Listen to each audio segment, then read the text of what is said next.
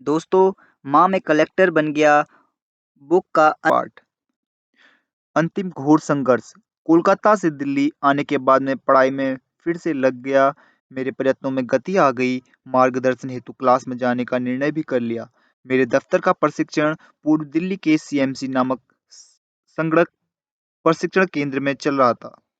मेरा घर प्रशिक्षण केंद्र तथा मार्गदर्शक मार्गदर्शन आईएएस क्लास के बीच का फासला करीब 35 किलोमीटर का था। मैंने पूर्व परीक्षा में उत्तीर्ण होने की ठान ली।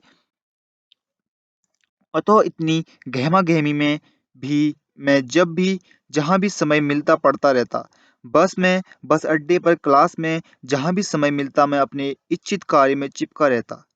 दिन भर का थका मांदा मैं घर लौटता और अपने हाथों से खाना बनाकर खा लेता। दिन ऐसे ही बीत रहे थे। इसी दौरान गांव के घर की परिस्थिति में बदलाव आना शुरू हो गया था। अब मैंने कर्ज से मुक्ति पाने की दिशा में कदम बढ़ाए थे। वैसे भी 3 वर्षों की अवधि पर घर गिरवी रखा था। उसे छुड़वाना जरूरी था क्योंकि मियाद खत्म होने से पहले इस जिम्मेदारी से मुक्ति पाना था। अपने वेतन का अधिकतम हिस्सा मैं घर भेज दिया करता था। 6 महीनों के अंदर जो है घर छुड़वा लिया गया। फिर मैं बाकी कर्ज को जो है पूरा करने में लग गया। 3 वर्ष लगे कर्ज से मुक्ति के लिए। अपने माता पिता का बोझ कम करने के इस अवसर में मुझे असीम संतोष प्रदान हुआ। जीवन में अपने माता पिता को मैंने अत्यधिक लाचार, असहाय और निराशा से जो है ग्रस्त ही देखा था। सारा कर्ज पूरा हो जाने के बाद जो है उनके चेहरे पर जो खुशी और संतोष मैंने देखा, उसमें मुझे अपने जीवन की सार्थकता के दर्शन हो गए। इसी दौरान मैं अपनी सबसे छोटी लाडली बहन प्रतिभा का महाविद्यालयीन शिक्षा हेतु मैंने उसे जलगांव भी भेज दिया। धीरे धीरे घर में गांव के एक एक वस्तु आने लगी। धीरे धीरे घर में एक एक वस्तु आने लगी। सबसे पहले खाना बनाने की गैस आई। मैंने अपनी माँ को अपने जन्म से लेकर जो हमेशा चूल्हे पर खाना बनाते हुए देखा था। सारा दिन घर तथा खेतों में खटने के बाद जब वह लकड़ी के चूल्हे पर रसोई बनाती थी, धुएं से उसकी आंखों से जो है पानी झड़ता था। उसे यही सब करते हुए देखते देखते मेरा सारा बचपन बीत गया था। अब वह गैस पर जो है खाना बनाएगी, यह भावना ही मेरे मन को जो है असीम खुशी बांट गई। फिर घर में मोटरसाइकिल भी आ गई और देखते ही देखते टीवी भी आ गया। प्रत्येक वस्तु का आगमन अपूर्व लग रहा था क्योंकि कुछ ही वर्ष पूर्व इन वस्तुओं को अपने घर में लाने की कल्पना करना भी जो है हम सभी के लिए मुश्किल था। अब मैं पूरे मनोयोग से पढ़ाई में अब मैं पूरे मनोयोग से पढ़ाई में जुट गया। मराठी वार्डम्य को त्याग कर अब मैंने भूगोल को अपना लिया। पूरे ध्यान से जो है पूर्व परीक्षा दी। अपेक्षानुसार उत्तीर्ण भी हो गया। मेरे पूर्वानुभवों ने मुझे अकेले ही नहीं पढ़ने के लिए सचेत किया। मुंबई स्थित SISC संस्थान का नाम मैंने सुना था। वहाँ बड़ी तादाद में छात्र पढ़ने आते थे। विद्यार्थियों के बीच रहकर पढ़ने से मुझे अपनी तैयारी तथा क्षमता का अंदाजा लग जाएगा और पढ़ाई की अन्य पद्धतियों से भी परिचित हो जाऊंगा। यही मेरी चाह थी, परंतु यह बात 100% सही है ऐसा मेरा मानना नहीं है, क्योंकि वहाँ के अनुभव कुछ और ही कहते हैं। पूर्व परीक्षा पास होते ही मैं मुंबई SISC में दाखिल हो गया। वहाँ मेरी मुलाकात श्री कृष्ण जोशी, दामले, गीते राजमान, शिंदे, सतीश पाटिल, विपिन अहिरे आदि छात्रों से हो गई। वहाँ वे सभी दिन रात पढ़ाई में मग्न दिखाई देते। 24 घंटों के प्रति मिनट के दौरान कम से कम 5-6 लोगों के हाथों में जो है पुस्तकों में डूबे वो नजर आते थे। वातावरण स्तब्ध सा रहता था, शायद ही कोई समय व्यर्थ गवाता होगा। मार्गदर्शन केंद्र के नाम पर यह संस्थान औसतन ही नजर आया मुझे। अनुभवी विद्यार्थियों का मार्गदर्शन जो है नए विद्यार्थियों को अवश्य होता था। इसके बावजूद पढ़ाई से संबंधित सामग्री आसानी से उपलब्ध होती थी। इन्हीं तमाम सुविधाओं के चलते संघ लोक सेवा आयोग के अध्ययन हेतु यह स्थान सर्वोत्तम माना जाता है। SISC के मेरे निवास के दौरान मेरे संपर्क में जितने लोग आए, उनमें से कुछ व्यक्तियों का स्मरण मेरे मन में बना रहा है। उस संस्थान के अधीक्षक बाका पाटिल जी रंगीन मिजाज के व्यक्ति थे। उसी संस्थान में काम कर रही डारापकर मैडम पर जो है उनकी खास मेहर नजर थी। पाटिल जी के केबिन में वे दोनों जो है अक्सर खुसर फुसर करते नजर आते। हम छात्रों के बीच वार्तालाप अथवा चर्चा के लिए यह खास विषय अवश्य हुआ करता था, जो चाय के साथ जो है नमकीन का मजा देता था। बुद्धिमान साहब के पास मैडम की प्रशंसा करने से चूकते न थे। अन्य कर्मचारियों के मन में उन दोनों के प्रति जो है अविश्वास तथा नाराजगी की भावना होती थी। वापट मैडम हम सभी छात्रों की देखभाल एक माँ के रूप में करती थी। उनके व्यवहार बातचीत के जरिए हमारे भविष्य की उन्हें लगी चिंता साफ साफ झलक जाती थी। वे लड़कों की परेशानियों का जो निवारण भी करती थी। उस्मानाबाद से आया अभिजीत तथा धूलिया से आया संदीप खैरनार बड़े हंसोड़ लड़के थे। कॉन्वेंट में शिक्षा प्राप्त इंग्ले जॉर्ज बुश से लेकर जो आदरणीय अटल जी तक सभी के बातचीत की सही सही नकल करता और हंसाता था। मुंह में पान की गिलोरी दबाकर वे महाशय दिन रात पुस्तकों में डूबे रहते। उसे भारतीय विदेश सेवा IFS में जाने की चाह थी। पिछले 2 वर्षों के दौरान जो लड़कियां इस महकमे में चुनी गई वे किन किन देशों में हैं और किस हालत में हैं, इसका पूरा ब्यौरा जो है इन महाशय को जुबानी याद रहता था। संदीप खैरनार एक मनमोजी व्यक्तित्व वाला युवक था। पिछले 4 वर्षों से वह अपनी लड़ाई लड़ रहा था। अब मुख्य परीक्षा का टिकट मिल जाने की वजह से ये महाशय बेहद खुशी में थे। अफसर बनने से पहले ही साहबी रौब में जो है मस्ती में जी रहे थे। उन्हें कोई बात असाध्य नहीं लगती थी। ये दोनों मेरे ही कमरे में रहते थे। श्री कृष्ण जोशी आधुनिक भारत के कुंभकर्ण थे। यदि रात सोने में कुछ देर हो जाती तो महाशय दूसरे दिन दोपहर के 1 बजे तक खर्राटे भरते। पुणे से किरण गीते मुंबई पढ़ाई के लिए आते थे। पुणे में वे महिंद्रा में नौकरी करते थे। एक ही जगह पर जो है लंबे समय तक बैठ पाने की उनकी क्षमता थी। उनके बातचीत करने का ढंग एवं उनके द्वारा लिखे गए निबंधों का मुझे स्मरण सदैव बना रहेगा। पहली कोशिश में मुख्य परीक्षा तक पहुंचने वाले जितेंद्र दामले जी के चेहरे में हंसने का भाव सदा के लिए गायब हो गया था। मेरे इन तमाम सहपाठियों के सानिध्य समय कैसा बीता पता ही नहीं चला। आगे चलकर किरण गीते मेरे साथ ही IAS में दाखिल हो गए। महिंद्रा कंपनी को छोड़ दिया। प्रशिक्षण के दौरान मुझे पूरे 1 वर्ष से जो उनके साथ रहने का अवसर मिला। गीते जी अत्यंत बुद्धिमान व्यक्ति हैं और उनके पास कमाल की व्यवस्थापन कुशलता है। प्रशासकीय चातुर्य गुण भी हैं। भविष्य में वे अपने क्षेत्र में खूब नाम कमाएंगे, इसमें कोई शक नहीं। नागपुर से आए जितेंद्र दामले का व्यक्तित्व तो बड़ा प्यारा था। अत्यंत नर्म स्वभाव के इस व्यक्ति ने जी तोड़ मेहनत की और IAS में सफलता पाने में के सपने देखे थे। उनकी सफलता की आस सभी को थी, परंतु दुर्भाग्य से वे असफल रहे। उनका भविष्य उज्जवल है, यही मेरा विश्वास था। बाद में 1 साल के अंदर ही वे किसी जानी मानी IT कंपनी में कार्यरत हो गए। श्री कृष्ण जोशी तथा संदीप खैरनार नामक बिंदास आत्माओं के बारे में आगे कोई खबर मिल न पाई। अभिजीत इंग्ले का जोश अंत तक बना रहा। किन्हीं कारणों से उनकी विदेश यात्रा चूक गई, परंतु अब वे सिविल जज के ओहदे पर कार्यरत हैं। अमोल राजमाने भी परिश्रम करते रहे, परंतु अंत में उनके हाथ भी जो है असफलता ही आई। प्रशासकीय क्षेत्र में नाम ऊंचा करना और बाद में राजनीति के अखाड़े में उतरना उनका स्वप्न था और है। इन दिनों वे अमेरिका में उच्च शिक्षा प्राप्त कर रहे हैं। जल्दी ही भारत लौटकर अपने लक्ष्य को साध्य करने का उनका मानस है। प्रदीप शिंदे और सतीश पाटिल जो है सपनों की दुनिया में जी रहे थे। वे मेहनत खूब करते, परंतु कहीं कोई कमी अवश्य रह जाती थी। वे आज भी अपनी पुरानी नौकरियों में जो है कार्यरत हैं। ठीक इसके उल्टा स्वभाव था विपिन अहिरे का। संगणक शास्त्र में इंजीनियरिंग की डिग्री प्राप्त यह लड़का जो है सभी की प्रशंसा का पात्र था। सर्वांगीण ज्ञान मृदु स्वभाव की वजह से वह सभी का जो है प्रिय था। हम सभी को यकीन था कि IAS परीक्षा में वह पहले 50 सफल विद्यार्थियों में ही चमकेगा, परंतु दुर्भाग्य से 3 बार सफलता उसके हाथों से छिटक गई। वह भारतीय पुलिस सेवा में जो है चुन लिया गया। जिन लोगों को जो है उसने MPSC तथा UPSC में मार्गदर्शन किया था वे आज IAS अफसर बन गए हैं।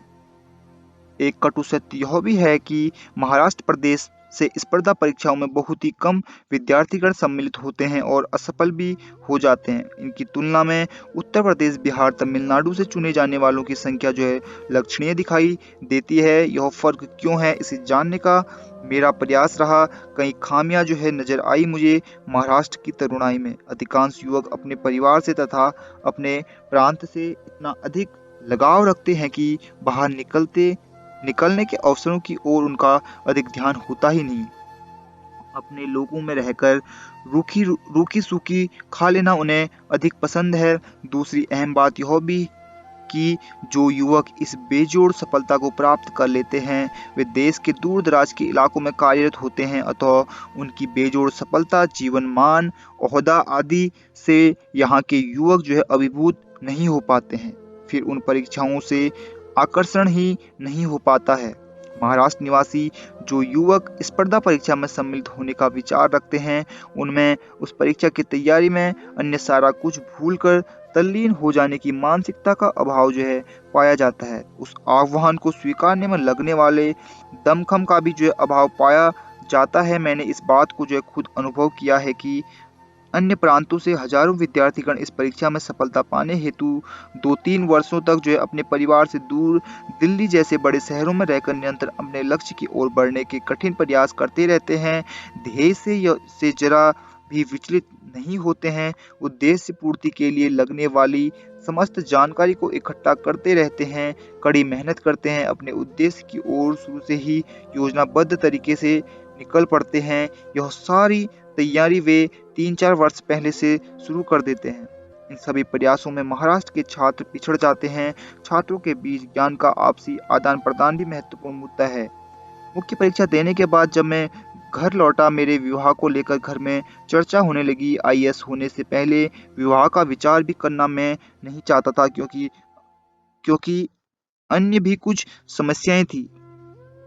मेरा गांव का घर पूरी तरह से जीर्ण हो गया था। गांव की भौगोलिक स्थिति के अनुसार मेरा घर तलहटी में बना था अतः उसकी दीवारें हमेशा सीलन भरी होती थी। मयालों खंभों में घुन लग गया था। सीलन की वजह से घर में जो है मच्छरों झिंगुरों की भरमार थी। घर को ठीक ठाक करने में बहुत खर्च आने वाला था अतः मैंने वही नया मकान जो है बनवाने का निर्णय कर लिया। नए घर के लिए मेरे पास पर्याप्त रुपया न था अतः मैंने कर्ज लेने की जो है बात कही। ताई अन्ना कर्ज के नाम से ही जो है घबरा गए। उनकी पूरी जिंदगी जो है कर्ज चुकाने में बीती थी। मूलधन के दुगुना तिगुना कर्ज उन्होंने लौटाया था। मैंने उन्हें समझाया कि पर्याप्त रुपया जमा करने में लंबा समय बीत जाएगा। मैं बाकायदा बैंक से जो है कर्ज ले रहा हूँ, वे चिंता न करें। अंत में उन्होंने मुझे इजाजत दे दी। नए मकान की कल्पना मात्र से मैं पुलकित हो गया। प्रत्यक्ष कर्जा लेते समय मुझे कई बातों का ज्ञान मिला जिनमें से मैं अब तक जो है पूर्णतः अनभिज्ञ था।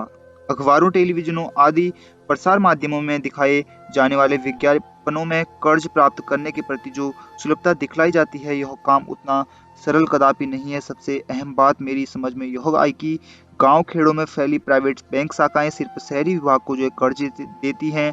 ग्रामीण विभाग में सिर्फ सहकारी बैंकों का जो है बोलबाला है। उन्हीं के जिम्मे ग्रामीण जनता को जो है कर्ज देने का ठेका सौंपा गया है। अतः किसी गांव की जरूरतों को पूरा करने का काम सिर्फ एक ही बैंक के जिम्मे होता है। सारा जिला विविध बैंकों में बटा होता है अतः बैंक मैनेजर की महत्ता बीडीओ एवं दरोगा के दर्जे की होती। अधिकतर इनका परसेंटेज तय रहता है, यानी सरकार चाहे जितनी योजनाओं को बना ले कर्ज उनको मिलेगा जिसे ये लोग जो है देना चाहेंगे। बैंकों की आपसी होड़ का जितना लाभ शहरी जनता के हिस्से आता है वह अभी भी ग्रामीण इलाके में नहीं पहुंच पाया। मैंने 2-3 बैंकों के चक्कर लगाए परंतु पहली मुलाकात में ही जो है इनकार की जो है घंटी बज गई। मैं निराश हो गया। अंत में एक मैनेजर साहब ने मुझे हल्का सा आश्वासन दिया। मैं भी काम में जुट गया। अपने पुराने घर को पूरी तरह से गिरवा कर मैं फिर बैंक गया। मैनेजर साहब लंबी छुट्टी पर निकल गए थे। मेरे मन में आशंकाएं घुमड़ने लगी कि यदि बैंक मैनेजर ने कर्ज देने से इनकार कर दिया तब, कुछ शर्तों को लाद दिया तब, परंतु ऐसा कुछ हुआ नहीं। शायद मेरे प्रामाणिक सच्चे प्रयत्नों को देखकर उसे मुझ पर जो है दया आ गई। मेरा कर्ज मंजूर हो गया। मैं बड़ा खुश था। घर बनवाने की पूरी जिम्मेदारी ताई अन्ना पर सौंप कर मैंने जाने की तैयारी कर ली। नए निवास के निर्माण का पूरा आनंद मेरे माता पिता लें इसी गहरी इच्छा के साथ मैं निकल गया।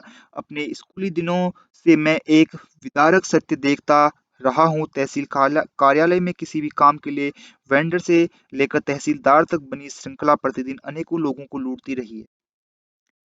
किसी भी काम की शुरुआत वेंडर से होती है। निहित काम में लगने वाले समय तथा धन की आपसी संबंध व्यवस्थानुपाती होता है। यदि इस श्रृंखला की ओर किसी ने आनाकानी की तो उसकी अर्जी नामंजूर हो जाती है अथवा प्रत्येक दस्तावेज के लिए उसे 10-10 चक्कर काटने पड़ते हैं। जरूरतमंद व्यक्ति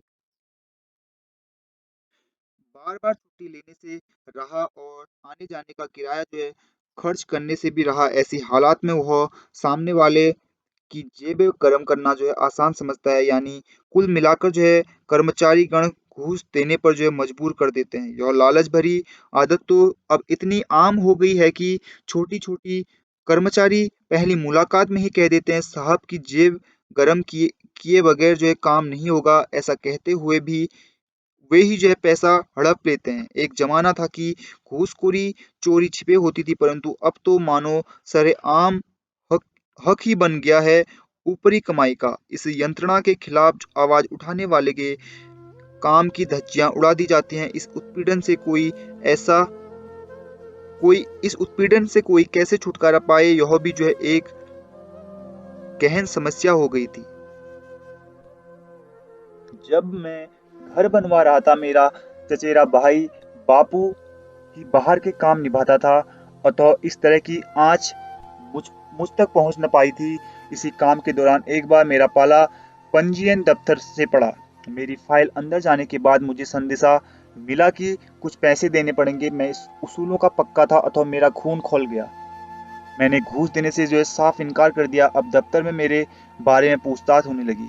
कौन है, कहाँ से आया है, काम क्या करता है, आदि आदि। अंत में बगैर पैसे दिए मेरा काम हो गया।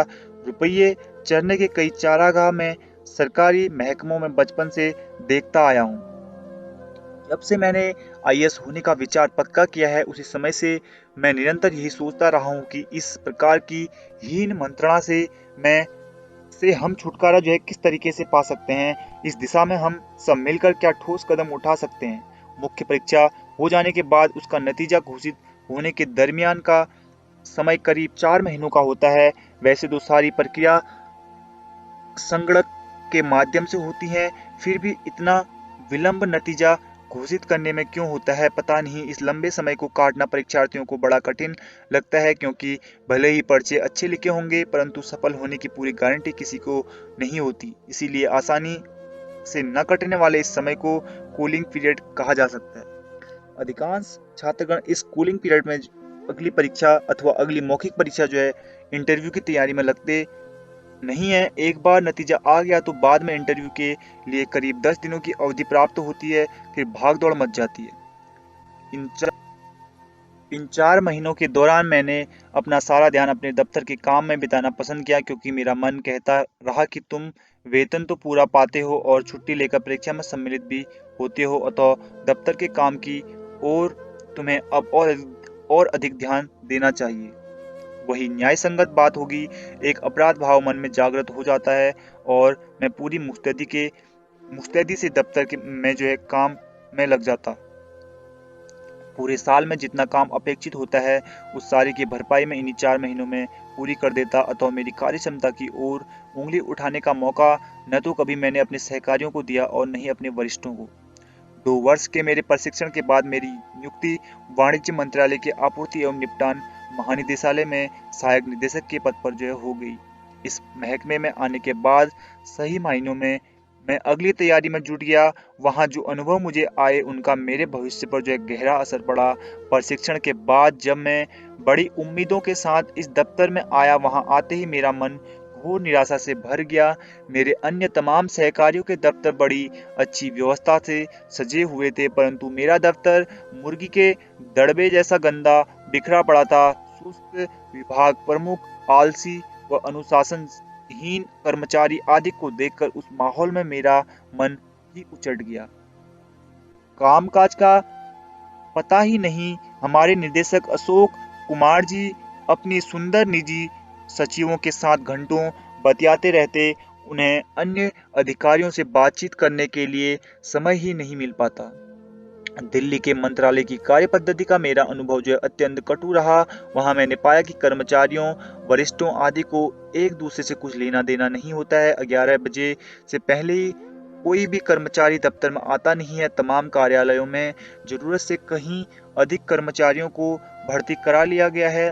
तीसरी तथा चौथी श्रेणी के कर्मचारियों का यानी लिपिक, वरिष्ठ लिपिक, चपरासी आदि तमाम लोगों का दफ्तरों में शासन चलता है। उनकी मर्जी के बगैर एक भी कागज इधर से उधर जा नहीं सकता। फाइलें अपनी जगहों से हिलती नहीं है। अधिकारियों को पीने का पानी भी नहीं मिलता। इन्हीं लोगों की मनमानी दफ्तरों में चलती है। वे 11 बजे अपनी ड्यूटी पर आते हैं और 11:30 बजे चाय पीने निकल जाते हैं। फिर 12:30 तक गपशप का समय होता है। 1 बजे लंच टाइम, उनका लंच दोपहर के 2:30-3 बजे तक चलता है। इससे पहले ही इन साहब लोगों के दर्शन दुर्लभ जानिए। 4 बजे के से सारा ध्यान घर लौटने की ओर लग जाता है। महिला जगत का घर जल्दी लौटना जन्मसिद्ध अधिकार है ही नहीं है ही यानी शाम 5 बजे तक करीब 90% कर्मचारी दफ्तर से नदारद दिखाई देते हैं। शुरू में ऐसे माहौल को देखकर मैं चकरा गया था। आश्चर्य इस बात का भी लगा कि इन घामड़ अनुशासनहीन लोगों को कोई सही राह पर क्यों नहीं लाता है। सारी कार्य प्रणाली ही चेतनाहीन हो गई है। समझदार लोग इसलिए चुप्पी साध लेते हैं कि आखिर बिल्ली के गले में घंटी बांधने की हिम्मत करे कौन। दफ्तरों में बड़ी संख्या में नियुक्त कर्मचारी, कई स्तरों पर नियुक्त उनके वरिष्ठ अधिकारी और किसी को भी अपने निहित कार्य में कोई खास दिलचस्पी न होने के कारण सारा वातावरण ही बिगड़ा हुआ था। किसी भी वरिष्ठ अधिकारी की धाक अपने जूनियर्स पर भी नहीं दिखाई देती। उच्च स्तरीय सचिवों को ऐसी स्थिति से कुछ लेना देना नहीं। निम्न स्तरीय कर्मचारीगण इसी बात से सिर चढ़े दिखाई देते हैं। जो लोग अपनी चापलूसी के लिए लालियत रहते हैं, ऐसे अधिकारियों की खातिरदारी ये लोग हर तरह से करते रहते हैं, ताकि यदि इनके खिलाफ कोई सज्जन शिकायत दर्ज करे भी तो मामला दबा दिया जाता है। इस व्यवस्था में महत्वपूर्ण यह भी है कि सामान्य प्रशासन विभाग मंत्रालयहीन सेवाओं के अंतर्गत होने की वजह से वहां के कर्मचारी दिल्ली स्थित विभिन्न मंत्रालयों में कार्यरत रहते हैं और उनके तबादले भी इन्हीं दफ्तरों में होते रहते हैं। अब इन सातिर कर्मचारियों की कार्य पद्धति के आगे बड़े बड़े अधिकारीगण भी हतबद्ध हो जाते हैं, जिन्हें मनोयोग से कार्य करने की आदत है।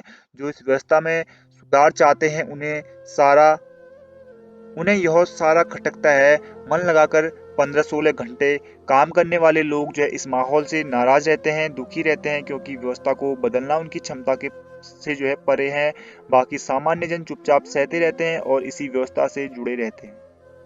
अनेक महत्वाकांक्षी मंत्रालयों में देश भ्रमण, प्रदेश भ्रमण, विदेश भ्रमण का कार्य जिस पद्धति से तय किया जाता है तथा इस निर्णय से जुड़े अधिकारियों तथा कर्मचारियों के दृष्टिकोण को देखकर मैं हैरान रह गया, हताश भी हो गया। किन्हीं कार्यालयों में ओवरटाइम भत्ता अलाउंस देने की पद्धति है, तो इन दफ्तरों में तमाम कर्मचारीगण सिर्फ ओवरटाइम समय में ही काम करते दिखाई देते हैं। कार्यालयहीन समय के दौरान वे सभी 90% लोग अपने निजी कामों में व्यस्त रहते हैं। कभी इजाजत लेकर अन्यथा बगैर इजाजत यही चलता है। उनके हक की जो छुट्टियां हैं, उनका आनंद वे दिसंबर और जून में अवश्य लेते हैं। शुरू में इस संभ्रम में पड़ जाता था कि ये मंत्रालय किस प्रकार से देश को चलाते होंगे। शुरू में मैं इस संभ्रम में पड़ जाता था कि ये मंत्रालय किस प्रकार से देश को चलाते होंगे, पर देश तो चलता ही है। ईमानदार सचिवों से लेकर निदेशकों तक के कुछ लोग भी वहां बसते हैं, जो अपने 1-2 सहायकों की मदद से काम को पूरा करने में लगे रहते हैं। देश इन्हीं के बलबूते पर जी रहा है, चल रहा है। ऐसे निष्ठावान लोगों की संख्या 10% के लगभग होती है। बाकी जनता बिंदास होकर राम राज्य का आनंद लेते हुए मस्ती में रहती है। ऐसे वातावरण में दिल्ली के सरकारी कार्यालय में काम करना मुझे अच्छा नहीं लगता था। मेरे दिल्ली स्थित कार्यालय की स्थिति शोचनीय थी। सरकार ने उसे बंद कर देने का निर्णय बहुत पहले ही कर लिया था, परंतु ट्रेड यूनियन के दबाव की वजह से अथवा किन्हीं अन्य कारणों से उस पर अमल न हो पाया था। अब ऐसी स्थिति में कार्यालय में प्रति कर्मचारियों के मन में कोई आस्था रह न गई थी। अपनी अपनी झोली भरने के पीछे सभी पड़े थे। कुछ वर्षों पहले इस कार्यालय को भ्रष्ट घोषित किया गया था, परंतु अब आर्थिक उदारीकरण के अंतर्गत क्रय अधिकारियों का विकेंद्रीकरण कर दिया गया। दृढ़ निश्चयी कठोर महानिदेशक यदि आ जाते हैं, उस समय सारा काम सीधी राह पर चलता है, गलत कामों पर प्रतिबंध लग जाता है। परंतु पिछले कई वर्षों से जो कर्मचारी उसी कार्यालय में कार्यरत हैं, उन्होंने अपनी झोलियों भरने के नए नए तरीके खोज लिए हैं। कठोर परंतु नया निदेशक जब तक इसकी तह तक पहुंचे, उससे पहले ही उसका तबादला हो जाता है और यह दुष्चक्र इसी तरीके से घूमता रहता है। गांव में मेरा घर बनने के 1 वर्ष बाद मैं अपनी मुख्य परीक्षा देकर लौटा था। मेरी अच्छी नौकरी, नया घर था। मेरी उम्र को देखते हुए विवाह की चर्चा परिवार में होने लगी। सिर्फ पर चर्चा ही नहीं, मुझ पर दबाव भी डाला जा रहा था। निरंतर निरंतर मिल रही असफलता से मैं मन ही मन परेशान था, परंतु इस बार मेरा आत्मविश्वास भी कुछ बढ़ा था। विवाह के बाद परीक्षाओं में सफलता प्राप्त किए कई युवकों को मैंने देखा था। नीलकंठ, आहवाड़, श्रेष्ठीकर, परदेसी आदि उन्हीं लोगों में से एक थे। वे अपने जीवन में खुश थे। मुझे भी ऐसा लगने लगा था कि विवाह का निर्णय मेरी पढ़ाई में कोई रोड़ा बन न पाएगा। इसका मुख्य कारण यह था कि मेरी आर्थिक समस्या अच्छे से हल हो गई थी। परीक्षा के प्रति आत्मविश्वास भी बढ़ गया था। पढ़ाई के दौरान मेरा जतन करने वाला अपना कोई मेरा साथ होगा और आईएएस होने के बाद समय के अनुसार कोई अच्छी लड़की मिल पाएगी, इस बात का यकीन भी न था। अतः मैंने विवाह के लिए हामी भी दी।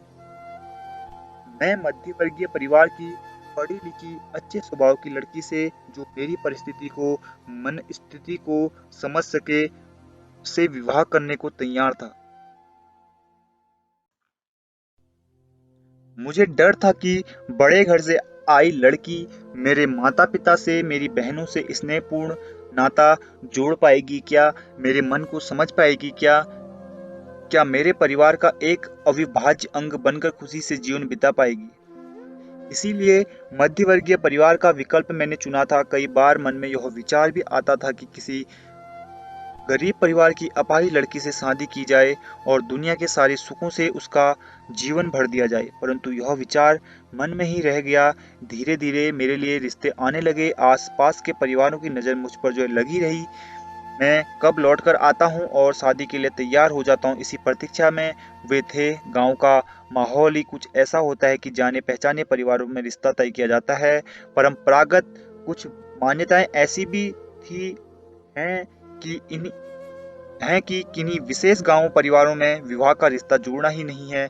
हमारे गांव में 4 कुल घराने बसते हैं, जिसमें आपसी रोटी व्यवहार अथवा बेटी व्यवहार निषिद्ध माना गया है। इसका मुख्य कारण यह है कि चारों खानदान अपने आप को दूसरों की तुलना में श्रेष्ठ समझते हैं। मेरे दिल्ली लौटने से पहले एक और रिश्ता मेरे लिए आया। लड़की का नाम स्मिता था। इस रिश्ते को मेरी मझली बहन उषा लाई थी। मुझे लगा कि शायद मेरे लिए यही रिश्ता सही है। लड़की देखने के लिए मैं राजी हो गया। मेरे चचेरे भाई बापू के साथ में लड़की देखने उनके गांव 40 गांव निकल पड़ा। बिल्कुल सुबह सुबह हम उनके घर पहुंच गए। उस घर पर जाने के बाद मुझे अपनेपन का एहसास होना शुरू हो गया। फिर लड़की देखने की औपचारिक घड़ी भी आ गई। स्मिता साड़ी पहनकर आई थी। हमसे कुछ दूरी पर वह बैठ गई। मुझे वह स्पष्ट रूप से दिखाई दे रही थी। सभी का ध्यान हम लोगों की ओर लगा था। मुझे यह भी समझ में आ रहा था कि सभी मेरी ओर इसीलिए भी देख रहे थे कि मैं लड़की की ओर किस भाव से और कितनी देर तक देख रहा हूँ। संभाषण का आरंभ बापू ने किया। उसने लड़की से उसका नाम पूछा। साधारण से 2-3 प्रश्न मैंने भी पूछ लिए, और यदि उसे कुछ जानना है तो यह अवश्य पूछे जाएं, ऐसा मुझसे कहा गया। एक बात और भी कि स्मिता के पिता नहीं थे। उस परिवार का माहौल और व्यवहार मुझे अच्छा लगा।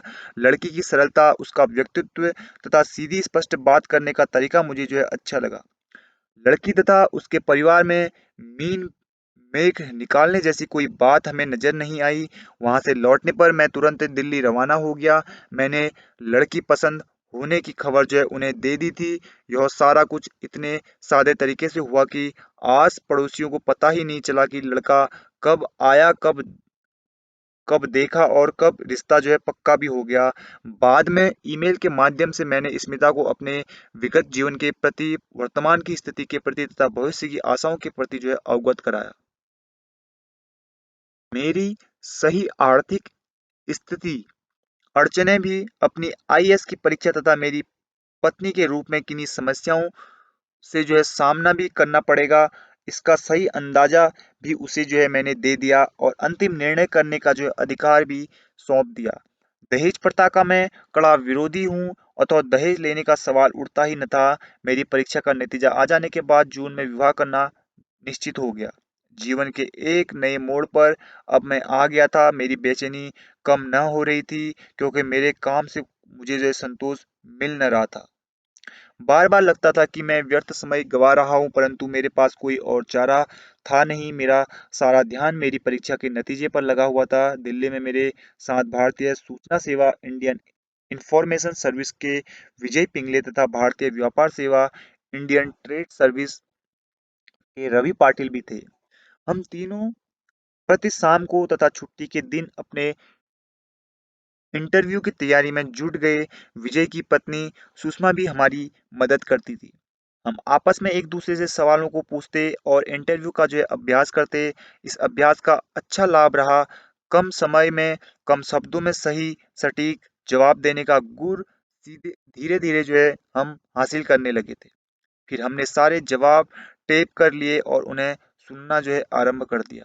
तब उनके प्रस्तुतिकरण में कई त्रुटियां जो है हमारे ध्यान में आ गई। साक्षात्कार देना और उसमें जो है सफलता पाना भी एक कला है।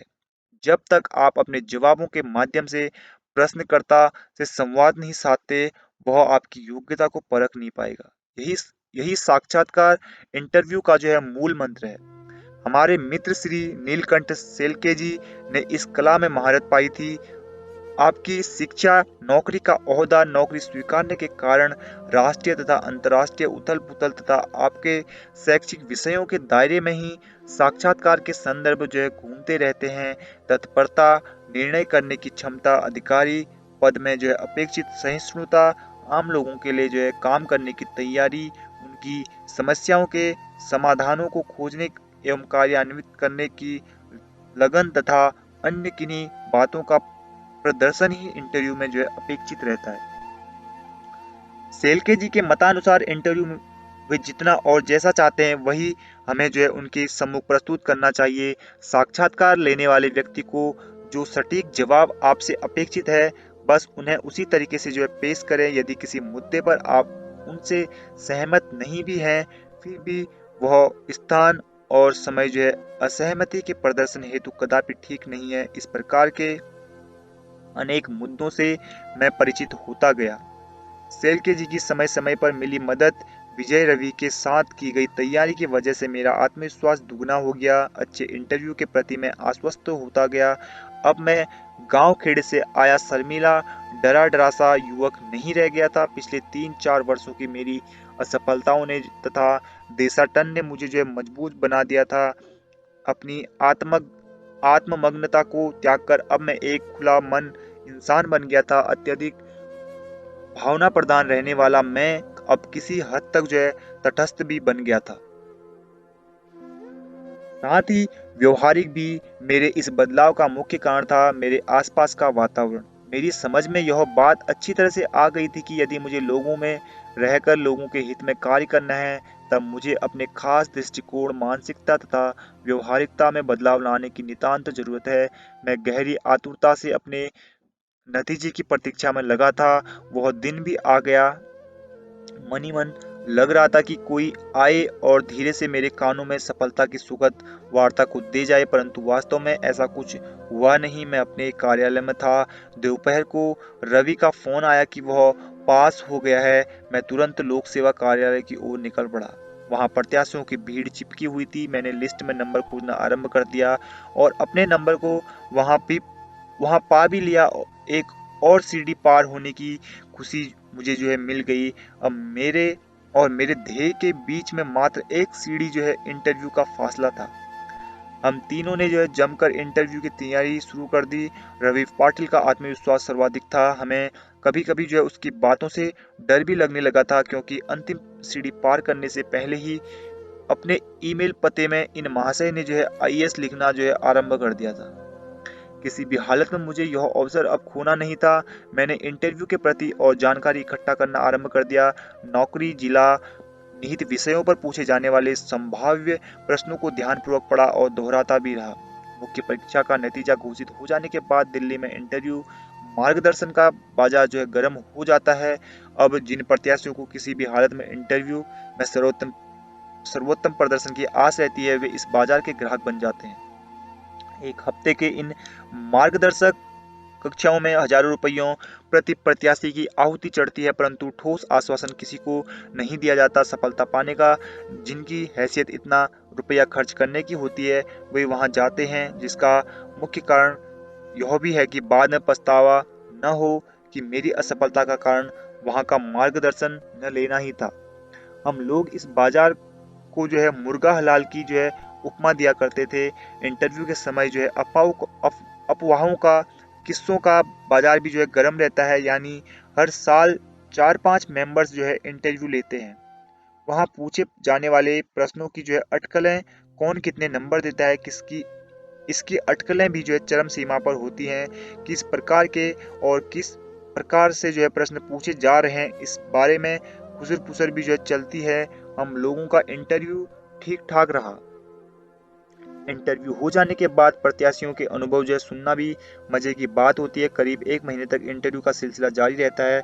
उसके बाद करीब 4-5 दिनों में नतीजे जो है घोषित हो जाते हैं। इसी दौरान स्मिता के भाई उमेश का विवाह था, अतः 2 दिनों के लिए मैं घर गया था।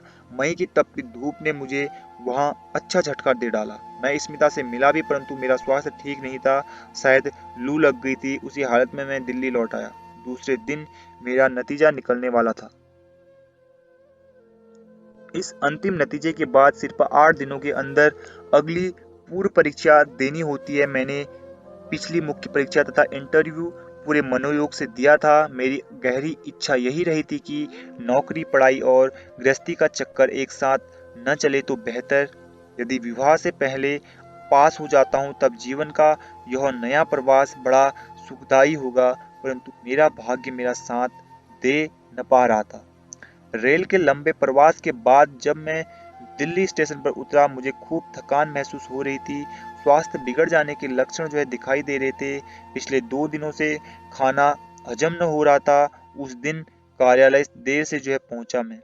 मेरे सहकारी पूछने लगे कि थके थके क्यों लग रहे हो, आंखें भी पीली नजर आ रही हैं। मुझे लगा कि पीलिया हो गया है। बार बार जो है अपना चेहरा मैं शीशे में देख रहा था। दोपहर में कैंटीन में कुछ खाना खाना चाहा, परंतु कोर गले से जो है नीचे उतरा नहीं। दोपहर के बाद विजय का फोन आया कि अभी नतीजा निकलने वाला है। तुरंत मैं शाहजहां रोड की ओर निकल पड़ा। विजय एक डॉक्टर है, अतः उसने मुझे जो है देखते ही बता दिया कि मुझे पीलिया ने जो है जकड़ लिया है। सुनते ही मैं पसीने पसीने हो गया। मन आशंका से जो है गिर गया कि शायद मैं फेल होने वाला हूँ और तुरंत आने वाले इतवार को मैं पूर्व परीक्षा फिर से दे न पाऊंगा। यानी नतीजा घोषित होने के समय मैं खूब बेचैन हो गया। जब नतीजा घोषित किया जाता है, सभी को जो यूपीएससी भवन से बाहर निकाला जाता है और नतीजे के पत्रक 4-5 जगहों पर जो है चिपका देने के बाद गेट को खोला जाता है। गेट के खुलते ही तमाम उम्मीदवार जो है एकदम से अंदर की ओर दौड़ पड़े। वहां भीड़ जमा हो गई। मेरे बदन में ताकत न थी, अतः मैं सबके बाद जो है नोटिस बोर्ड के समीप आया। पूरी पूरी फहरिस्त पढ़ ली। विजय का नाम छपा था और रवि का भी। आगे एक जगह से राजेश पाटिल का नाम गायब था। मैं बात को समझ गया। फहरिस्त में विजय का नाम ऊंचे क्रमांक पर था। नतीजा देखकर मैं घर लौट आया। घर आते ही जो है अतीव दुख से मेरा मन आक्रोश करने लगा। इतनी कड़ी मेहनत के बाद भी हाथ आई असफलता से ने मुझे जो है पस्त कर लिया था।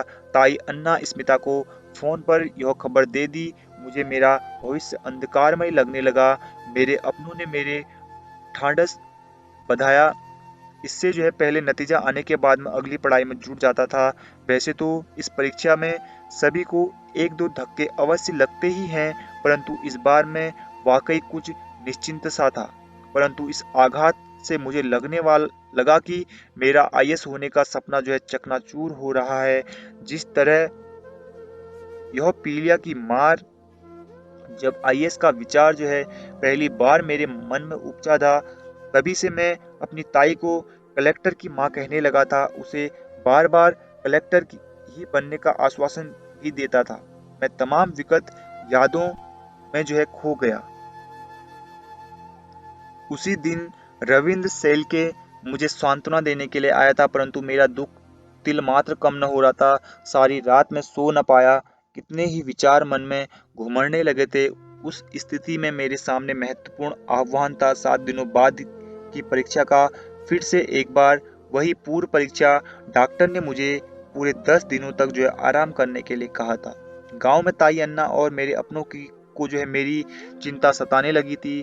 ताई मेरे पास तुरंत आना भी चाहती थी। करीब करीब सभी ने तुरंत जो है आई आई परीक्षा न देने की जो है मुझे सलाह दी, परंतु मेरा मन बार बार कह रहा था कि यदि इस बार मैं परीक्षा से चूक गया तो सारी जिंदगी मुझे पछताना पड़ेगा।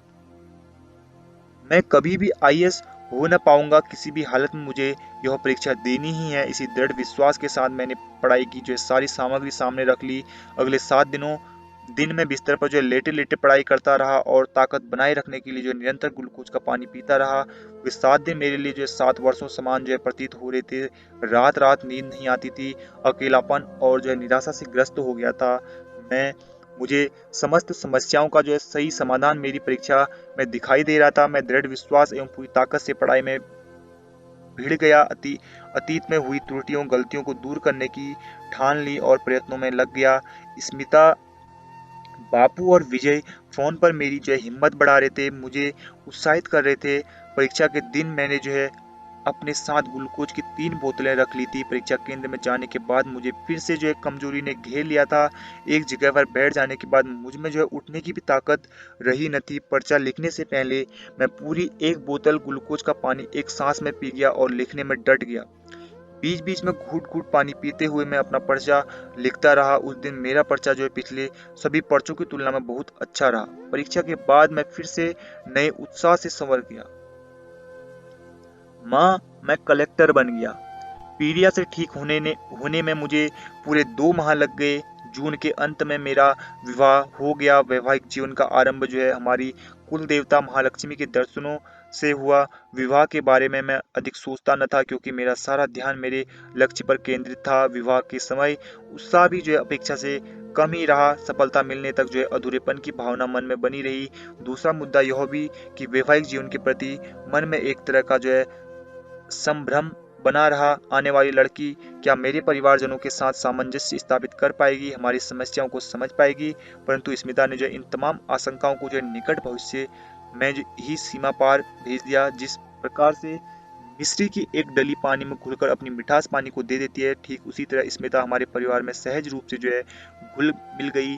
दिल्ली स्थित अफसरों की कॉलोनी जो है प्रगति विहार के बहुमंजिला इमारतों के समूह की एक इमारत की 5वीं मंजिल पर जो है मुझे एक छोटा सा फ्लैट मिला था, जहां मेरी गृहस्थी का जो है शुभारंभ हुआ। हर दिन खुशियों से भरा भरा रहने लगा। दिल्ली आए अभी 10 दिन भी न बीते थे कि मेरी पूर्व परीक्षा का नतीजा आ गया। मैं पास हो गया था। यह खुशी की खबर सिर्फ अपने परिवार तक ही सीमित रखी थी मैंने। इसका मुख्य कारण यह था कि गांव के लोगों की समझ से बाहर की बात थी इस परीक्षा की गरिमा। दूसरों दूसरा यह भी कि मेरे पास फेल होने से उन्हें कुछ लेना देना भी नहीं था। यदि किसी से जो है परीक्षा की बात कहीं भी तो वे ताना मारने से चूकते न थे कि अब कैसी परीक्षा, नौकरी है, शादी शादी ब्याह हो गया है, तब और परीक्षा क्यों देना। स्मिता के सहकार्य से मैं फिर से मुख्य परीक्षा की तैयारी में जुट गया। पिछली परीक्षाओं ने मुझे अनुभवी बना दिया था कि किन किन किन विषयों को मैं ठीक से प्रस्तुत नहीं कर पा रहा हूँ। मैंने अपनी त्रुटियां, खामियों को जो है जानने की कोशिश की और अपने सफल दोस्तों से जो है सलाह भी ली। अपनी खामियों की निरंतर खोज तथा उनसे जो है पार पाने के मेरे अथक प्रयास ही जो है मुझे सफलता की मंजिल की ओर जो है ले जाएंगे। यह विश्वास मन में दृढ़ था और यही मार्ग सही भी था। दूसरी महत्वपूर्ण बात यह भी कि इससे पहले मेरे मन पर जो है परीक्षा नामक हौवा एक बड़ा बोझ बनकर जो मेरे सिर पर सवार रहा था। अपने आप में मैं बहुत सारी जो है अपेक्षाएं रखता था, जिसका सीधा असर मेरी परीक्षा पर जो है पड़ता था। परंतु अब शायद पिछले अनुभवों से अथवा स्मिता के जो है प्रोत्साहन मय सहकार से कहे सफलता असफलता का बोझ जो है बहुत कम लगने लगा था। मैंने मन ही मन तय कर लिया था कि सफलता पाने की भरसक कोशिश करना ही मेरे बस में है। परिणाम की चिंता मुझे वहन नहीं करनी है। इसी विचार ने मेरे मन को जो है गहरी शांति प्रदान की। दरअसल जब स्पर्धा परीक्षा का विचार पहली बार मेरे मन में आया और मैंने तैयारी शुरू कर दी, तब मुझे यह विश्वास सा हो गया था कि 1-2 प्रयत्नों के बाद मैं सफल हो जाऊँगा। पहली बार परीक्षा में जो है बैठा और एक झटके से मैं ज़मीन पर आ गया। मेरी अपेक्षा से वह परीक्षा बहुत ही कठिन प्रतीत हुई। मेरी समझ में तुरंत आ गया कि इसके परिणाम को आँकने में ही मेरी बुद्धि जो है कम पड़ गई है। आगे प्रत्येक असफलता ने मेरा परीक्षा की ओर देखने का दृष्टिकोण ही बदल डाला। यानी पहले मैं सिर्फ जो है मन में विचार करता था, अब दिमाग से जो है विचार करने लगा। मैं असफलता के बहानों को खोजने के बजाय उसकी कारण मीमांसा करना सीख गया। किसी भी लक्ष्य को जो है प्राप्त करने की राह में अनिश्चितता एक मुद्दा अवश्य होता है, परंतु ध्येय प्राप्ति के लिए नितांत आवश्यकता होती है मूलबद्ध नियोजन की और निरंतर जो है प्रयत्नशील रहने की। जिस ध्येय को निश्चित किया है, उसे प्राप्त करने के लिए मूलभूत गुणों का अपने आप में होना भी अनिवार्य है। उचित साधन सामग्री तो आवश्यक है ही, परंतु उन साधनों का उच्च स्तर पर भी जो है गहरे मायने रखता है। इन तमाम बातों का जो है अयोग्य समन्वय भी सफलता का एक कारण हो सकता है। स्पर्धा परीक्षाओं के बारे में ऐसा कहा जा सकता है कि इसमें अपेक्षित मानसिकता, नियोजन तथा प्रत्याशी की सफलता असफलता तय करती है। यानी इसका जो है स्पष्ट अर्थ है कि यदि कोई प्रत्याशी असफल हो जाता है, तो वह वह परीक्षा के उस खास ढांचे में परीक्षकों की अपेक्षा अनुसार खुद को ढाल न पाया है। और यह भी एक अटा अटाच्य सत्य है कि भले ही वह उस परीक्षा में असफल रहा है, जीवन के अन्य क्षेत्रों में वह असफल ही रहेगा, ऐसा कदापि नहीं है। किम बहुना इस परीक्षा की मनःपूर्वक की जो है तैयारी ही प्रत्याशी के व्यक्तित्व को निखारती है, उसे मानसिक तौर पर जो है और दृढ़ बनाती जाती है, उसे अपनी जिम्मेदारी से और अधिक परिचित कराती है। मेरे हिसाब से परीक्षा की अग्नि में कुछ अधिक तपने वाला सोना और अधिक खरा सिद्ध होता है तथा अधिक दमकता भी है, वह और अधिक मजबूत भी बनता जाता है। भारतीय संधि परीक्षा में सम्मिलित होने वाले प्रत्याशी को भारतीय संविधान, राज्य व्यवस्था, नागरिक शास्त्र, भूगोल, अर्थशास्त्र तथा इतिहास के साथ-साथ वर्तमान राजनीति से लेकर समस्त सामाजिक विषयों का गहरा अध्ययन अनिवार्य माना जाता है। इसके फलस्वरूप इसका सर्वांगीण ज्ञान भी बढ़ता है और उसकी विचार शक्ति भी समृद्ध होती जाती है। भले ही वह इस परीक्षा में असफल घोषित होता होगा, परंतु वह एक समझदार, जिम्मेदार नागरिक तो अवश्य ही बन जाता है। मेरी जानकारी में ऐसे कई लोग हैं जो इस परीक्षा में असफल रहने के बावजूद अपने जीवन में किसी और क्षेत्र में जो है उन्नति के शिखर पर विराजे हैं। कोई जाने-माने पत्रकार बन गए हैं, तो कुछ लोगों ने जो है सॉफ्टवेयर या बायोटेक जैसे क्षेत्रों में जो है महारत हासिल कर ली है। इन क्षेत्रों में नाम के साथ-साथ खूब धन भी कमाया है। यह सब जानने के बाद मेरे मन में जो है असफलता का विचार ही जो है सीमा पार होने लगा। मेरा मन हल्का भी हो गया। आज के वर्तमान में जीवन यापन हेतु हमारे सारे नए नए हम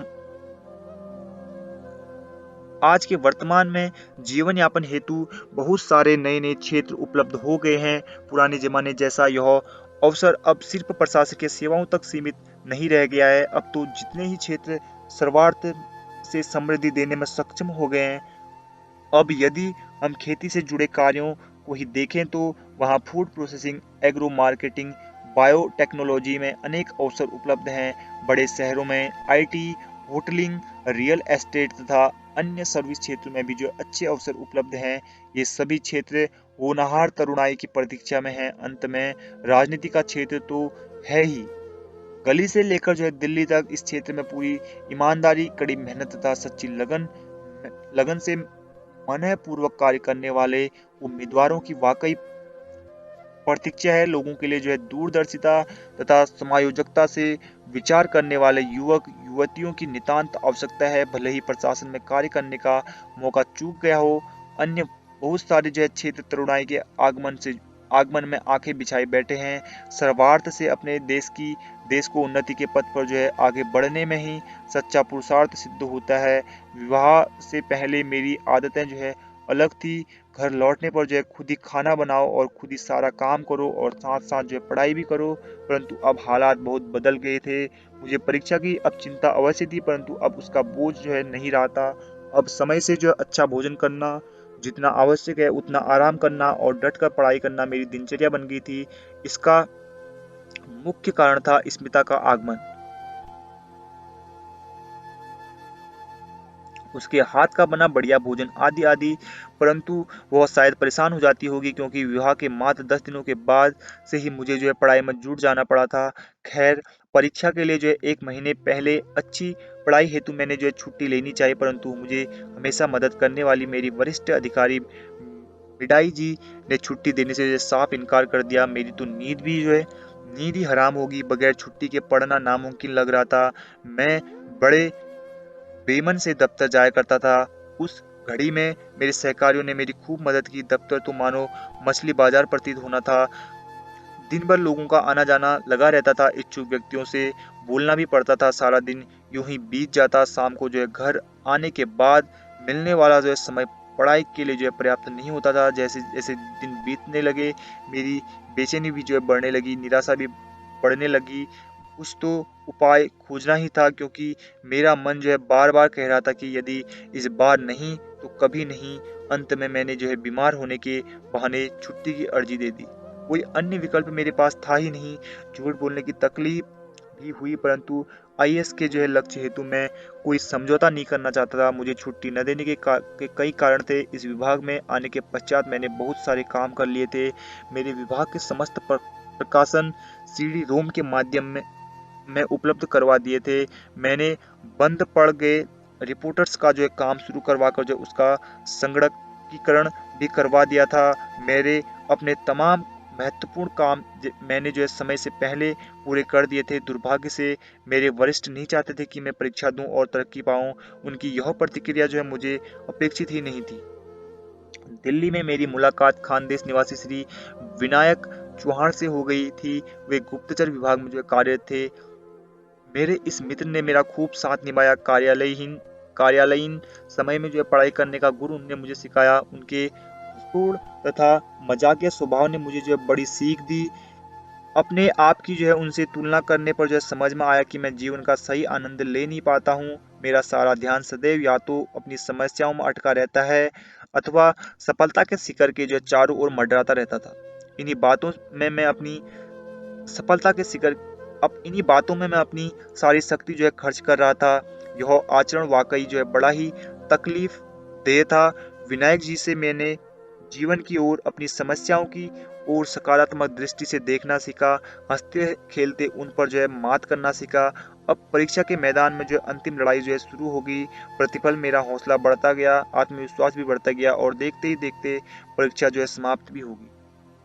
जैसे ही परीक्षा से छुट्टी पाई, मेरे घर में मेहमानों का आना जाना शुरू हो गया। हम भी जो है सभी का स्वागत आवभगत अच्छे से कर रहे थे। गांव से भी मेरे अपने जो है सभी आए थे। एक समय ऐसा भी था कि विवाह और गृहस्थी की कल्पना मात्र मुझे जो है परेशान कर जाती थी। एक डर सा समाया था मन में। डर इस बात का कि कैसे चला पाऊंगा मैं अपनी गृहस्थी, माता पिता की इच्छाएं आकांक्षाएं कैसे पूरी कर पाऊंगा मैं। ऐसे विचारों से घिर जाता था मैं। परंतु अब सब कुछ ठीक से चल रहा था। समस्याएं आती रही, निवारण भी होता रहा। दिल्ली में अब हमारा जीवन स्तर जो है ऊंचे दर्जे का हो गया था। जिस बदलाव की मुझे अपने बचपन में अपने गांव में जो है कल्पना करना भी असंभव था, वह आज जो है प्रत्यक्ष रूप से हमारे लिए जो है उपलब्ध हो गया था। दिल्ली जैसे जाने माने शहर के केंद्रीय इलाके में मिला निवास स्थान, वहां की तमाम महत्वपूर्ण इमारतों एवं प्रेक्षणीय स्थलों को भेंट देने का अच्छा अवसर जो है मिला था हमें। जब भी मैं आया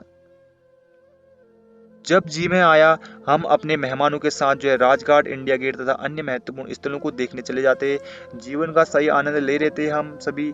मेरे लिए परम संतोष की बात यह रही कि मैं अपने ताई अन्ना को समूची दिल्ली के दर्शन करवा सका। उन्होंने कभी भी इस बात की कल्पना भी न की थी कि वे कभी दिल्ली भी जाएंगे। ताई ने जो है हमारे साथ प्रत्यक्ष रूप से जो है गणतंत्र दिवस की परेड भी देखी। राजपथ के उस शाही वैभव को देखकर जो है उसकी आंखें जो है नम हो गई। ये खुशी भरे दिन तेजी से बीत रहे थे। एक दिन स्मिता की सेहत जो है अचानक बिगड़ गई, परंतु सेहत का यह बिगड़ना जो है हमारे लिए खुशी का संदेशा लेकर आया था। हमारे घर में नया मेहमान आने वाला था। मुख्य परीक्षा के बाद के 3 महीने देखते ही देखते बीत गए और तब मुझे जो है नतीजे की चिंता सताने लगी। मैं इंटरव्यू की तैयारी में जुट गया। इस बार जो है तैयारी मुझे अकेले ही करनी थी। पिछली बार रवि तथा विजय का साथ था। अपने विगत अनुभवों के सारे मैंने तैयारी में भी बदलाव कर लिया था। पिछली बार की गई गलतियों एवं नए संदर्भों का ठीक तरह से विश्लेषण भी कर लिया था। अपने अभ्यास हेतु एक दो जगहों पर इंटरव्यू भी दिया था। उस समय परीक्षकों की प्रतिक्रिया कुछ खास दिखाई न दी थी, परंतु मैं अपनी तैयारी पर खुश था। मेरा आत्मविश्वास बढ़ गया था। नतीजा निकलने का दिन भी समीप आ गया। यूपीएससी की किसी भी परीक्षा के प्रति जो है हमेशा अनिश्चितता की भावना बनी रहती है। जो प्रत्याशी पूरी तैयारी के साथ परीक्षा देते हैं वे भी जब तक अपना नंबर उस नोटिस बोर्ड पर जो खुद देख नहीं लेते, उन्हें अपनी सफलता पर जो है यकीन नहीं होता। मेरे साथ भी कुछ ऐसा ही घटित हुआ था। मैं हमेशा की तरह कार्यालय में गया था। अपने वरिष्ठों के साथ जो है एक मीटिंग में बैठा था। वै वैसे मैं वहां बैठा अवश्य था, परंतु मेरा मन जो है निरंतर यूपीएससी इमारत के चारों ओर मंडरा रहा था। प्रति पल में मन में जो है अनेक आशंकाएं घुमड़ने लगी थी। असफलता की कल्पना मात्र से मेरा गला सूखा जा रहा था। तभी मीटिंग में मुझे जो है किसी ने जो है कोई प्रश्न पूछा। उस लंबे चौड़े सवाल को सुनने के बाद भी मैं शून्य भावना से प्रश्नकर्ता की ओर सिर्फ देखता ही रहा। मेरे वरिष्ठों से रहा न गया और वे मुझे मेरी सेहत के बारे में पूछने लगे। उस समय भी मन में जो है यही संभ्रम बना रहा कि नतीजा निकल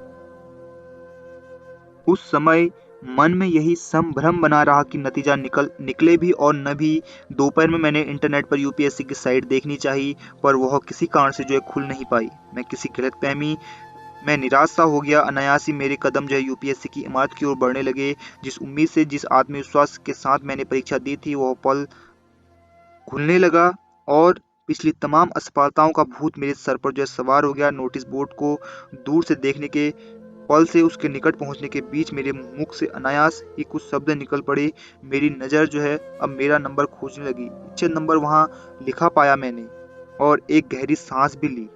अपनी जेब से परीक्षा का दालान का पास निकाला और उस पर लिखे जो है नंबर को ठीक से जांच लिया और टकटकी लगाए उसे देखता ही रह गया मैं। तुरंत कुछ ही दिनों में इंटरव्यू की तारीख भी घोषित हो गई। नए युद्ध की रणभेरी गूंजने लगी। वर्षों से चल रहे इस युद्ध के निर्णायक पल की प्रतीक्षा मुझे भी थी। मुझे सफलता की ही प्रतीक्षा थी। इंटरव्यू के दौरान मुझे तरोताजा बनाए रखने के लिए इंटरव्यू के पिछले दिन स्मिता ने रात में मेरे चेहरे की शास्त्रीय पद्धति से मालिश कर दी थी। रात में शांति से गहरी नींद सोया मैं। सुबह तैयार हुआ और यूपीएससी में दाखिल हो गया। मन खूब हल्कापन महसूस कर रहा था। नतीजे के मुद्दे को मैंने अपने दिमाग से सीमा पार कर दिया था और डर भी कोसों दूर भाग गया था। अब तो मुझे जैसे यही आतुरता लगी थी कि कब इंटरव्यू शुरू हो जाए और मैं सवालों के सही सटीक जवाब दूं और सफलता प्राप्त करूं। मेरा इंटरव्यू अपेक्षाकृत अच्छा रहा। शुरुआत में सामान्य प्रश्न पूछे गए। मैं भी शांति से जवाब देता रहा। बाद में किन्हीं विशेष प्रश्नों का दौर आरंभ हो गया। मुझे भी इस बात का पूरा भान था कि ये खास प्रकार के प्रश्न क्यों पूछे जा रहे हैं। मैं उनके जवाब संतोषजनक तरीके से दे पाया। अपने पिछले अनुभवों ने मुझे जो है सजग कर दिया था। मेरी नियोजन पूर्व पढ़ाई, मेरा अवलोकन एवं उम्र के साथ जो है परिपक्व हुए मेरे संयोजन ने मेरा खूब साथ निभाया। अपने मन के मुताबिक मैं सवालों के सही समाधानों पर जो है प्रकाश डालने में सक्षम रहा। ऐसा आज भी मुझे लगता है। इंटरव्यू के बाद के दिन भी जो है तेजी से बीत गए और नतीजा घोषित होने का दिन भी आ गया। बाद की घटनाओं के वर्णन से पहले मैं भारतीय संधि परीक्षा के बारे में जो है पाठकों से कुछ कहना चाहता हूँ। भारतीय संधि परीक्षा की प्रक्रिया में जो है साक्षात्कार यानी इंटरव्यू की सीढ़ी जो है महत्वपूर्ण मानी जाती है। आमतौर पर जो है लिखित परीक्षाओं में प्रत्याशियों द्वारा अर्जित अंकों में जो है कोई खास फर्क होता नहीं, परंतु प्रत्याशी का जो है फहरिस्त में जो है आने वाला स्थान जो है उसके इंटरव्यू पर जो है निर्भर करता है। और तो इसकी तैयारी हेतु मैंने जो अपने निजी समस्याओं का तथा समाज से संबंधित समस्याओं के प्रति चिंतन मनन किया था। अपने मन को प्रशासन का ही जो है एक हिस्सा मानकर समाज से संबंधित जो है समस्याओं का निराकरण मुझे जो है किस तरीके से जो है करना है, इसका निरंतर विचार मेरे मन में रहा था। इंटरव्यू के समय मैंने अपनी इन्हीं जो है बिखरे से विचारों को जो है सूत्रबद्ध करते हुए प्रस्तुत किया था। प्रशासन में उपजे भ्रष्टाचार के प्रति इंटरव्यू में सवाल अवश्य पूछा जाता है। आज के वर्तमान में जो है भ्रष्टाचार भी जो है सामाजिक जीवन का एक अभिन्न अंग, अंग जो है बनाया गया है और वह जो है विविध वेतनों में लिपटा कर जो है पेश किया जाता है। सर्विस चार्ज सुविधा उपलब्ध कराने की फीस, इनाम आदि के रूप में जो है यह सरकारी, अर्ध सरकारी, निजी क्षेत्रों में पूरी तरह से जो है फैला हुआ है। मध्य वर्गीय परिवार में भ्रष्टाचार को अधिक प्रोत्साहन मिलता दिखाई देता है। अनुचित मार्गों से धन जोड़ने वाले लोगों को भी जो है सम्मान दिया जाता है, उसकी जो है उन्नति के मूल्य की भी प्रशंसा होती है। निजी कंपनियों में भ्रष्टाचार को अधिक बढ़ावा मिलता है। सरकारी क्षेत्रों में वह स्पष्ट रूप से दिखाई देता है, परंतु निजी क्षेत्रों में वह गुप्त स्तर पर जो है चलता है। इसके अलावा जो है चिकित्सा क्षेत्र में, वकीली पेशे में तथा सेना में जो है विभागों में तो यह बहुत बड़े प्रमाण में जो है फैला नजर आता है। भ्रष्टाचार से यदि मुकाबला करना है तो इसके जो है अनेक स्तरों पर जो है प्रत्येक व्यक्ति को इस संग्राम में जो है शामिल होना पड़ेगा। मेरे विचार से जो है अपने से संबंधित क्षेत्र में प्रत्येक व्यक्ति जो है अपना योगदान जो है अवश्य दे सकता है। मैंने अपने बारे में कुछ नियमों को तय कर लिया था जिसके अनुसार ही मेरा व्यवहार होता। मैंने जीरो टॉलरेंस रखा था। कार्यालयीन कार्य में जो है सूत्रबद्धता तथा पारदर्शिता का समावेश किया था, जो भ्रष्टाचार को रोकने में के कामयाब गुर हैं। कार्यालय से दी जाने वाली प्रत्येक सेवा के समस्त स्तरों से सभी लोग यदि पूरी तरह से परिचित हैं, साथ ही प्रत्येक स्तर पर जो है लगने वाला समय और काम की पूर्ति हेतु लगने वाली जानकारी उनके पास है, तब बिना किसी शिकायत के लोगों को सेवाएं प्राप्त हो सकती हैं। इससे भ्रष्टाचार पर भी जो है प्रतिबंध लग सकता है। प्रशासन की ओर से जो गुप्तता, अनजानापन बढ़ता जाता है, लोगों के पास जो है जानकारी का अभाव होना ही जो है भ्रष्टाचार को हवा देता है। प्रशासन में छाए राजकीय हस्तक्षेप को भी जो है बड़ा हुआ माना जा रहा है। शुरू से ही जो है इस विषय के बारे में विभिन्न बातें सुनाई देती रही हैं। मेरे विचार से अधिकारियों तथा राजनीतिज्ञों के आपसी मतभेदों का जो है मुख्य कारण है आपसी मनमुटाव तथा अपने अपने जो है बड़प्पन की भावना। यदि जनता का हित ही जो है एकमात्र उद्देश्य मान लिया जाए तो सारी समस्याओं का समाधान जो है हंसते खेलते आसानी से मिल जाने में कोई कठिनाई होगी नहीं। वयस्क व सच्चे नेताओं को जो है अपने अनुभवों की वजह से जनता की समस्याओं का अच्छा ज्ञान रहता है, अतः उनसे बातचीत की जाए, सलाह मशविरा किया जाए तो मेरे विचार से सभी को जो है बड़ा लाभ होगा। किन्हीं मूलगामी मूल्यों को जो है ध्यान में रखते हुए यदि उनसे बातचीत की जाए, सलाह मशविरा किया जाए तो मेरे विचार से सभी को बड़ा लाभ होगा। किन्हीं मूलभूत मूल्यों को ध्यान में रखते हुए यदि हम उनके हमारे बीच एक लक्ष्मण रेखा खींच लें तो काम और आसान रहेगा। शुरू से ही यदि हमारी क्षमताओं का जो है उन्हें सही अंदाजा हो जाता है, तब अनचाहा फिजूल दबाव भी जो है अपने आप कम होगा, ऐसा मेरा विश्वास रहा। कुल कार्य के जो है 90% कार्य में कोई हस्तक्षेप करेगा ऐसा मुझे लगता नहीं। इसके अलावा जो है शिक्षा का क्षेत्र, चिकित्सा, खेती, महिलाएं तथा दलित एवं आदिवासी लोगों की समस्याएं जैसे दुर्लक्षित क्षेत्रों में जो है ठोस कार्य करने के बहुत सारे अवसर आज उपलब्ध हैं, इसमें कोई शक नहीं। इंटरव्यू की तैयारी करते समय जो है खेती तथा खेती से जुड़ी समस्याओं पर गहन विचार किया। मैंने बचपन से जो वास्तविकता मैं देखता रहा हूँ, अनुभव करता रहा हूँ, वह सत्य तथा पढ़ाई के माध्यम से प्राप्त किए गए आर्थिक तथा अंतर्राष्ट्रीय खेती विषयक तथ्यों के ज्ञान ने मुझे इन समस्याओं के मूलभूत कारणों से जो है परिचित करवाया। किसानों की तमाम समस्याओं का मूल कारण है उनका असंगठित रहना। ऊपरी तौर पर जो है भले ही वे संगठित नजर आते हैं, परंतु व्यवसाय के स्तर पर वे असंगठित ही हैं। छोटा किसान, मंझोला किसान और बड़ा किसान जो है इनकी समस्याओं एवं हित संबंधों में गहरी भिन्नता है और कभी-कभी ये दोनों मुद्दे परस्पर विरोधी भी प्रतीत होते हैं।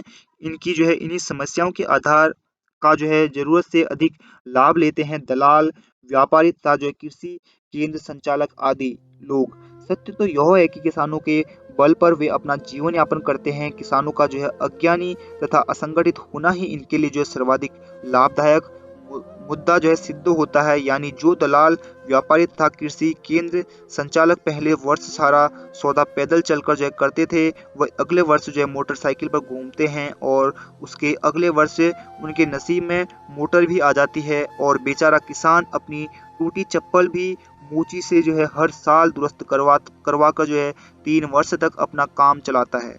यदि गांव का किसान जो है वर्ग बचत समूह अथवा सहकारी संस्थानों के फार मार्फत जो है संगठित हो जाता है, तब समस्याएं आसानी से हल हो सकती हैं।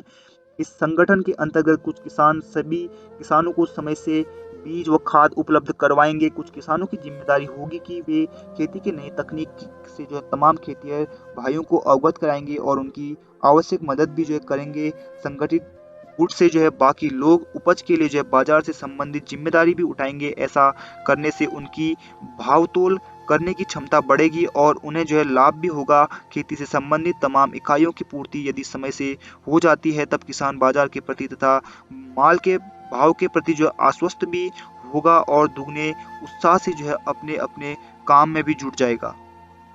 आर्थिक उदारीकरण की वजह से उद्यम क्षेत्र का जो है पलड़ा भारी हो गया है, परंतु सारी जनता से संबंधित खेती के व्यवसाय की ओर उचित ध्यान नहीं दिया गया है।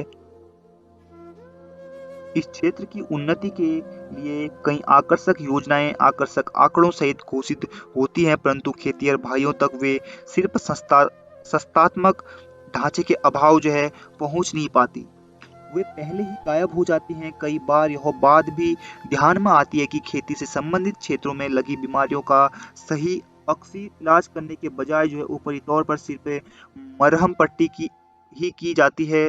जागतिक व्यापारी संगठन के निषेध के पश्चात जो है सरकार का खेती से जो है संबंधित बातों पर जो है नियंत्रण जो है कम हो गया है, जिसके फलस्वरूप गरीब किसानों की जो है लाचारी तथा पोषण में बढ़ोतरी हो गई है। बजट बनाने से पहले अर्थ मंत्री जी तमाम क्षेत्रों के प्रतिनिधियों को चर्चा हेतु आमंत्रित करते हैं, परंतु उन्होंने कभी किसानों के साथ भी चर्चा की है ऐसा दिखाई नहीं देता है। शायद इसीलिए कपास पर जो है 20% और सेकेंड हैंड मोटर कार पर जो है 130% आयात शुल्क जो है वसूला जाता है। राजकीय क्षेत्र में फैला भ्रष्टाचार एवं कुव्यवस्था ही समझदार एवं सज्जन नागरिकों की दृष्टि से गंभीर समस्या है। दिन ब दिन धन तथा गुंडागर्दी का महत्व राजनीति में बढ़ता जा रहा है, जिसके फलस्वरूप समाज का समझदार एवं ज्ञानी वर्ग अपने आप को राजनीति से दूर रखना ही पसंद करने लगा है। इसका समाज पर जो है बड़ा असर यह स्पष्ट करता है कि देश के जाने माने महाविद्यालयों शिक्षा संस्थानों से सफलता प्राप्त किए युवक युवतियां या तो विदेशों में निकल जाते हैं अथवा जो है अपनी बुद्धि का उपयोग कंपनियों के हित में करते रहते हैं। ऐसी स्थिति में पुश्तैनी राजकीय विरासत पाए लोग अथवा धनिक परंतु बदनाम गुंडा प्रवृत्ति के लोगों का ही विचारों और बोलबाला दिखाई दे रहा है। सरपंच के पद से लेकर संसद के चुनाव में बेहिसाब धन खर्च होता है और फिर उसी खर्चे की वसूली दुगनी तिगुनी कीमत से करने के लिए जो सरकारी यंत्रणा को दुरुपयोग में जो है लाया जाता है।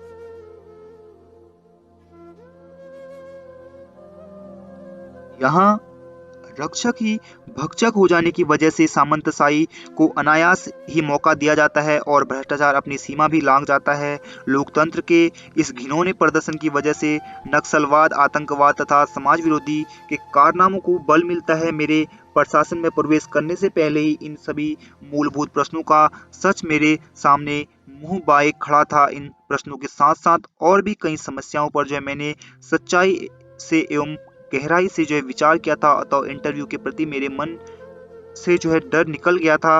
प्रत्येक प्रश्न की सर्वांगीण स्पष्टता मेरी समझ में आ जाने की वजह से मैं इन प्रश्नों के जवाबों के लिए तैयार था। अपने खुद के प्रति लिए गए निर्णयों की भी मेरे मन में स्पष्टता थी और मैं आपसे कह रहा था कि अंतिम नतीजे का दिन भी आ गया। वह दिन भारतीय महीनों के हिसाब से आका तीज का दिन था। खानदेश में इस त्योहार को बड़ी धूमधाम से मनाया जाता है। लड़कियां अपने मायके जाती हैं, पेड़ों पर लंबे रस्से के झूले पड़ते हैं जिन पर झूलते हुए वे पारंपरिक गीत गाती हैं, मेहंदी रचाई जाती हैं, पकवान बनते हैं। सालदारों का नया वर्ष आका तीज से शुरू होता है और एक खास बात यह भी है कि इस त्योहार के दिन सभी छोटे बड़े लोग ताश अवश्य खेलते हैं। बड़ा मजा आता है, इसका आनंद अपने आप में मैंने भी खूब लिया है। बस यही शुभ दिन सरकार ने भी चुना था नतीजा घोषित करने हेतु। स्मिता ने सुबह सुबह ही खास मराठी पकवान पूरण पोली बनाई थी।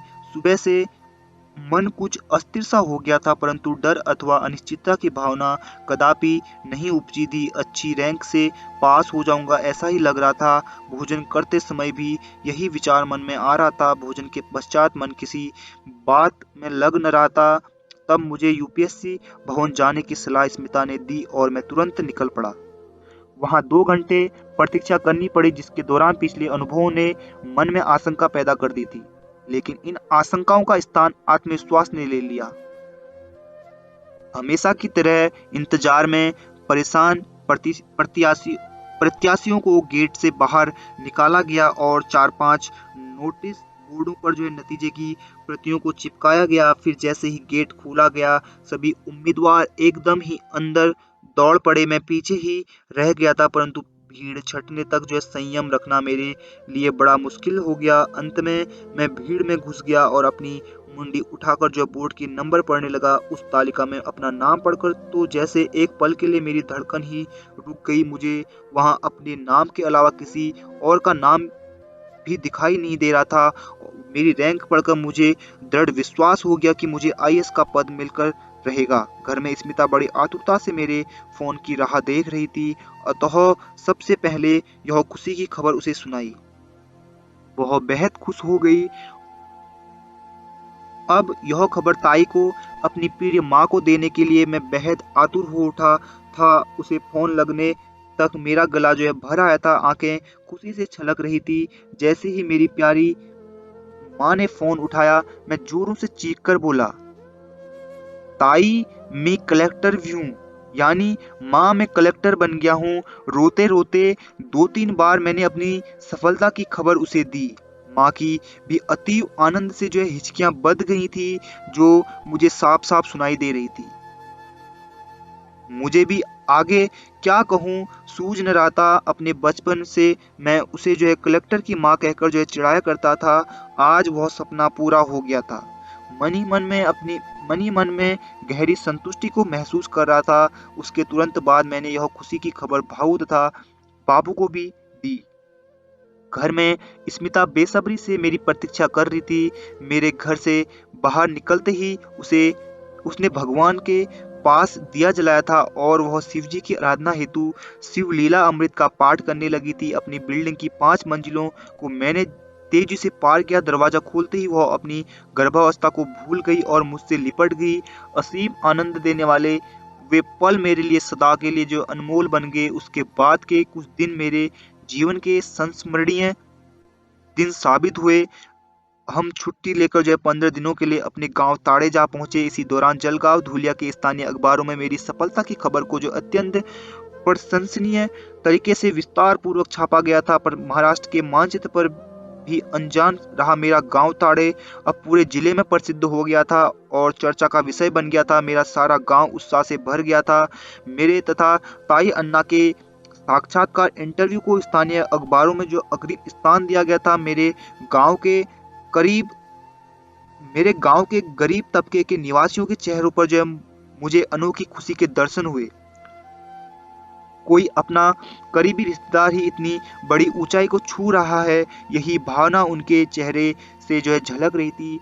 समाज के तमाम स्तरों से, खास तौर पर उपेक्षित समाज से मुझे अनगिनत बधाई के पत्र भी मिले। मुझे अपना जीवन वाकई धन्य लग रहा था। मन में विचार आया कि मुझ जैसी परिस्थिति में पल बढ़ रहे जूझ रहे युवकों को यदि मुझसे प्रेरणा मिलती है, उनके अंदर मेहनत और ईमानदारी से मिलने वाला अच्छे फल के प्रति मैं विश्वास का निर्माण कर पाया, तो मेरा जीवन भी सफल होगा, ऐसी मेरी भावना है। बचपन में अन्ना के साथ में माहिजी नामक गांव के हाट में सब्जी भाजी का टोकरा लेकर जाता था। वहीं एक होटल में हम सेव चिवड़ा खाते थे और चाय भी पीते थे। होटल का मालिक बड़े स्नेह से मेरी पूछताछ करता था, इतना छोटा सा लड़का सर पर टोकरी उठाए इतनी दूर पिता के साथ हाट में आता है। इस बात का उसे आश्चर्य लगता था। उसने जब अखबार में मेरी सफलता के बारे में पढ़ा उस दिन उसने तमाम ग्राहकों को मुफ्त में चाय पिलाई थी। हमारा एक गांववासी पेड़े बनाकर जो है शहर में बेचने जाया करता था। मेरी सफलता की खुशी में उसने एक पेड़ी एक पेटी पेड़े गांव में बांटे और सभी का मुंह जो है मीठा करवाया। दिल्ली से अपने गांव जब मैं सफलता लेकर आया, गांव वालों ने मेरी शोभा यात्रा का भी आयोजन किया।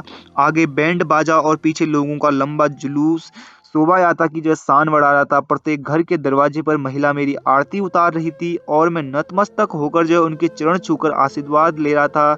इस शोभा यात्रा में मेरी आंखें जो है कृतज्ञता एवं अपार स्नेह से जो है नम हो रही थी। मन बार बार कह रहा था कि क्या वाकई तुम्हारी इतनी पात्रता है भी, लोगों की अपेक्षाओं का जो है भार वहन करने की क्षमता है तुम में। इससे पहले जब मैं अपने पास होने की बात के विचारों में खोया रहता तब जो है प्रमुख रूप से यह कल्पना जो है मन में आती थी कि जब मेरी सफलता की खबर जो है अखबार में छपेगी, लोगों को पता चलेगा, चर्चा भी होगी, तब इस बात को कभी भी सोचा नहीं था कि मेरा गांव जो है ऊंच नीच की दीवार को तोड़कर जो है इतने बड़े पैमाने पर मेरा स्वागत करेगा, सत्कार करेगा। जीवन की यह उपलब्धि मुझे जो है आजीवन प्रेरणा देती रहेगी, इसमें कोई शक नहीं। पिछले 3-4 वर्ष मैंने जो है बड़ी बेचैनी में गुजारे थे। असंतोष के बादल निरंतर सिर पर मंडराते रहते थे, परंतु अंत में लक्ष्य प्राप्त करने, मन के लायक नौकरी मिलने और अच्छा काम करने के अवसरों ने मुझे जो है असीम संतोष प्रदान किया। मेरी सारी अस्वस्थता को जो है हर लिया। जब मेरे मन में अपने अब जब मेरे मन में अपने अब तक के जीवन का प्रवास का विचार आया, तब ध्यान में आया कि सफलता सिर्फ मेरी अपनी सफलता नहीं बल्कि मेरे आसपास के उन सभी लोगों की है जिन्होंने समय पर जो है मेरी जरूरतों को जाना और मेरे कंधे पर हाथ रखा, कभी मुझ पर विश्वास की, वास्तव में तो कभी अपने जो है असीम स्नेह की चादर ओढ़कर मेरे मार्ग में बिछे कांटों को हटाया। उन सभी की यह सफलता है। चंद्रगुप्त, हर्षवर्धन, शिवाजी महाराज, राणा प्रताप, भगत सिंह जैसे ऐतिहासिक व्यक्तियों से मैंने जो है हमेशा स्फूर्ति पाई है। जीवन में कुछ में जो है अच्छा करने की प्रेरणा जो है इन सभी ने मुझ में भर दी थी। जब कभी मैं निराशा से जो है भर जाता, इन महान व्यक्तियों के पुरुषार्थ ने, जीवन चरित्र ने मेरे लिए जो है संजीवनी बूटी का काम किया। उनकी जो है गाथाओं ने मेरे अंतःकरण की प्रेरणा दी थी, अतः उनके चरित्र में बार बार पढ़ता था। मुझे बचपन से जो है किस्से कथाएं पढ़ने में गहरी रुचि रही, यानी पढ़ने का शौक इतना कि परचून की पुड़िया का कागज हो अथवा मिठाई की पुड़िया का, उसे भी मैं अवश्य पढ़ता था। मेरी कठिनाई भरे जीवन में तमाम पुस्तकें मेरा सहारा बनी थी। वे मुझे जो है आनंद प्रदान करती थी और नए सपनों के संजोने में मेरी सहायता करती थी। कभी उन पुस्तकों में लिखे किस्से अनुभव मुझे जो है सोचने विचारने पर बाध्य करते, तो कभी मेरा खून खौलाते, तो कभी मुझे रुला भी देते थे। मेरी स्कूली जीवन के दौरान मैं अखबार पढ़ता और मासिक पत्रिकाएं भी शिवाजी, महाराणा प्रताप, रामायण, महाभारत आदि की जो है वीर गाथाएं मुझे जो है खूब अच्छी लगती थी। शिवाजी के असाधारण साहस के साथ-साथ मुझे जो है उनकी दिलेरी एवं पराक्रमों का जो है बड़ा आकर्षण था। उनकी उदार धार्मिक नीति का मुझ पर जो है गहरा असर रहा। वीरों की वीर गाथाओं की बहुत सारी पुस्तकें मैंने पढ़ ली थी। अपनी किशोरावस्था में मुझे इतिहास के साथ-साथ महात्मा फूले, गांधी, अम्बेडकर आदि पर जो है लिखी पुस्तकों का भी जो आकर्षण था। स्वतंत्रता सेनानी सावरकर, भगत सिंह आदि से भी मैं खूब प्रभावित रहा। गांधी जी के सत्य एवं अहिंसा के विचार मेरे मन में जो है गहरे पेट गए थे। उनका साहित्य तथा उनके आचरण में निहित शुद्धता का गहरा प्रभाव रहा मुझ पर। तमाम स्वतंत्रता जो है सेनानियों के विचारों ने जो है उनका अपनी जो है मातृभूमि तथा देशवासियों के प्रति उपजा निस्वार्थ प्रेम जो है और इसी प्रेम के खातिर दिए गए बलिदान आदि भी मैं मुझे मेरी जो है उस कच्ची उम्र में अत्यधिक प्रभावित किया था।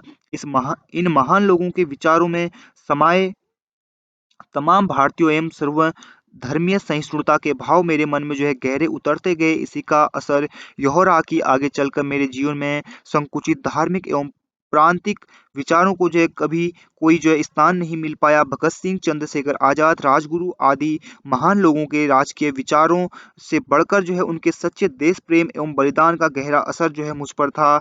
इस सारे आकर्षण के बावजूद हिंसा के मार्ग को अपनाने का विचार मेरे मन में कभी भी ना आया। मुझे जो है अपनी युवावस्था में सर्वाधिक प्रभावित करने वाले महान लोग थे महात्मा ज्योतिबा फुले एवं स्वामी विवेकानंद जी। फुले जी द्वारा किया गया स्पष्ट धार्मिक विश्लेषण पढ़कर जो है धार्मिक दृष्टि से विश्व को परखने की दृष्टि जो है मुझे मिली। स्वामी जी के विचारों ने जो है एक अनोखी आध्यात्मिक जो है दृष्टि प्रदान की। इन दोनों महानुभावों के विचारों ने जो है मेरे मन पर आरूढ़ धर्म की जो है संकल्पना को जो है मिटा दिया और सामाजिक समस्याओं की ओर देखने की मेरी दृष्टि को भी जो है बदल डाला। इन लेखकों के साथ-साथ जो है मराठी के जाने-माने लेखकों के साहित्य ने मेरी दुनिया की ओर देखने की दृष्टि को बदल दिया। इन लेखकों के साथ-साथ मराठी के जाने-माने लेखकों के साहित्य ने मेरी दुनिया की ओर देखने की दृष्टि को बदल दिया। उसने उसे व्यापक भी बनाया और मेरे भाव विश्व को समृद्ध भी किया। ज्ञानपीठ पुरस्कार से सम्मानित कवि लेखक कुसुमाग्रज, नारायण सुर्वे की कविताएं, लक्ष्मण माने, आनंद यादव, दया पवार आदि के आत्मचरित ने मेरे मन में स्थान पक्का कर दिया। जाने-माने लेखक, नाटककार, संगीतकार, कलाकार तथा समस्त कलाओं के ज्ञाता श्री पुल देश पांडे जी मेरे आदर्श रहे। इनके साथ कई और लेखकों ने मेरे जीवन में प्रेरणा भर दी और कठिन मार्ग से आगे बढ़ने की हिम्मत भी दी। ऐतिहासिक महान चरित्रों, महान लेखकों के साथ-साथ जो है सिनेमा से जुड़े कुछ व्यक्तियों से भी मुझे जो है प्रेरणा मिली। खेल के मैदान में अपने खेल के बेजोड़ प्रदर्शन करने वाले खिलाड़ी भी मेरे जो है आदर्श रहे। लॉन्स आर्मस्ट्रॉन्ग जैसे कैंसरग्रस्त खिलाड़ी ने टूर द फ्रांस साइकिल स्पर्धा को जीतकर जो है मेरे अपने भविष्य के प्रति जो है विश्वास और क्षमता को दृढ़ बनाया। मुझे इन सभी ने जो है यह विश्वास दिलाया कि सफलता के शिखर पर पहुंचने के लिए अपने आप पर जो है दृढ़ विश्वास रखें, तब जीवन में जो है असंभव कुछ भी नहीं है, बशर्ते मार्ग सही चुना जाए। आज मैं जिस मुकाम पर पहुंचा हूं उस मंजिल की पक्की नींव मेरे श्रद्धेय ताई अन्ना ने जो है रखी है और कई अन्य लोगों ने उसके लिए जो है ईंटों की जो है आपूर्ति की है। मेरे जीवन को जो है सही तरीके से सँवारने का सर्वाधिक श्रेय मेरे चचेरे भाई बापू को है। मेरे बचपन से मेरा यह भाई हर परिस्थिति में मेरा सहारा बना रहा। अब भी वह अपना दायित्व जो है निभा रहा है। बचपन में मेरी परेशानी, घुटन को वह खूब अच्छी तरह से समझ लेता था और मुझे जो है समझा बुझाकर जो है मेरे पंख में ऊँची उड़ान भरने का जो है बल भी जो है वही दिया करता था। मेरी तमाम छोटी-मोटी जो है ज़रूरतों को बापू ने ही पूरा किया है। वह मुझे मेरा अच्छा दोस्त भी लगता था, इसलिए उससे सारी जो है बातें खुलकर कहने की मेरी आदत बन गई थी। मेरी क्षमता से बढ़कर जो है जब कोई अपेक्षा जो है वह मुझसे रखता था, उसे जो है पूरा करने का प्रयत्न मैं जी जान से करता था। इसमें मुझे जो है आनंद आता था। मेरी तकलीफ़ों में वो हमेशा मेरे साथ रहा है। उसके समूचे व्यवहार से मुझे जो है इस बात का आभास होता है कि बापू के जो सपने अधूरे रह गए थे, उन्हें वह मेरे माध्यम से जो है पूरे करने के प्रयास में था। बड़ी खुशी होती थी कि मुझे इस दिशा में काम करते हुए मेरे बड़े जीजाजी बाबू पाटिल तथा मेरी जीजी अक्का की छत्र छाया में जो है मेरे स्कूल तथा महाविद्यालयीन दिन जो है बीते थे। जीजी की गृहस्थी भी पैबंद लगी कतरी सी थी, इसके बावजूद वह पाई-पाई जोड़कर जो है हम भाई-बहनों की मदद करती थी। कभी-कभी ऐसी भी स्थिति आ जाती थी कि दीदी के घर जाने में जो है लगने वाले किराए जितने पैसे भी जो है हमारे पास नहीं होते थे, वह बेचारी पता नहीं कितनी मुश्किलों से 2-4 रुपया बचा पाती होगी सिर्फ़ अपने भाई-बहनों की मदद हेतु। परंतु जीजी और जीजाजी जो है हमारे परिवार की हर तरह से जो है सहारा बने हुए थे। बारिश शुरू होने से पहले यदि अन्ना के पास बीज और खाद के लिए जो है पैसे न हो जुट पाते, तब जो है वह दोनों भरसक मदद करते थे मुझे। तो जीजाजी हमेशा से जो है मेरे बड़े भाई लगते रहे। वे पुलिस अधीक्षक साहब की गाड़ी के ड्राइवर थे अतः जो है अपने साहब लोगों से मेरी प्रशंसा करते। इसी के फलस्वरूप जो है हमारी जान पहचान जो है कई साहब लोगों से हो गई थी। जीजाजी का जो है मुझसे इतना अधिक स्नेह रहा कि उन दोनों ने जो है हमारे परिवार की परेशानी को जो अपनी समस्या जो है समझकर सुलझाया। सच कहता हूँ कि यदि उन दोनों का सहारा न होता तो पता नहीं जो है हम कहाँ होते, क्या होते। इस कल्पना मात्र से जो है शरीर पर जो है रोंगटे खड़े हो जाते हैं। मेरा जिगरी दोस्त संग्राम पाटिल और उसकी पत्नी नुपुर पाटिल मेरे जीवन का जो है एक अविभाज्य अंग है। मेरे बचपन से संग्राम मेरी प्रत्येक हार जीत का साक्षी है। उसने मुझे जो है कितनी ही अच्छी बातों से परिचित करवाया। मैं पहले ही भी कह चुका हूँ कि मेरे बचपन में जब वह पहली बार मुझे मिला था, मेरे गांव के किसी भी छात्र की तरह वह गांव खेड़े से आया लड़का है ऐसा लगा ही नहीं। हमारी तुलना में हर तरह से जो है वह ऊंचे परिवार से आया लड़का प्रतीत होता था। जीवन में सिर्फ अच्छे ही सपने देखना, अपनी क्षमता पर जो पूरा विश्वास रखना मुझे संग्राम ने ही सिखाया था। बचपन में अपने ही वयस का अपनी ही इस कक्षा में जो पढ़ने वाले एक छात्र जब किसी दूसरे छात्र की प्रेरणा बन जाता है, उसका सही मार्गदर्शक भी बन जाता है, तो ऐसी क्षमता जो है विरलों में ही पाई जाती है। और जो है मार्गदर्शन पाने वाला जब सर्वार्थ से सफलता प्राप्त कर लेता है, तब यह मिसाल अनुपम सिद्ध जो है प्रति सिद्ध होती है। इसी का जीता जागता उदाहरण जो है राजेश पाटिल और संग्राम पाटिल।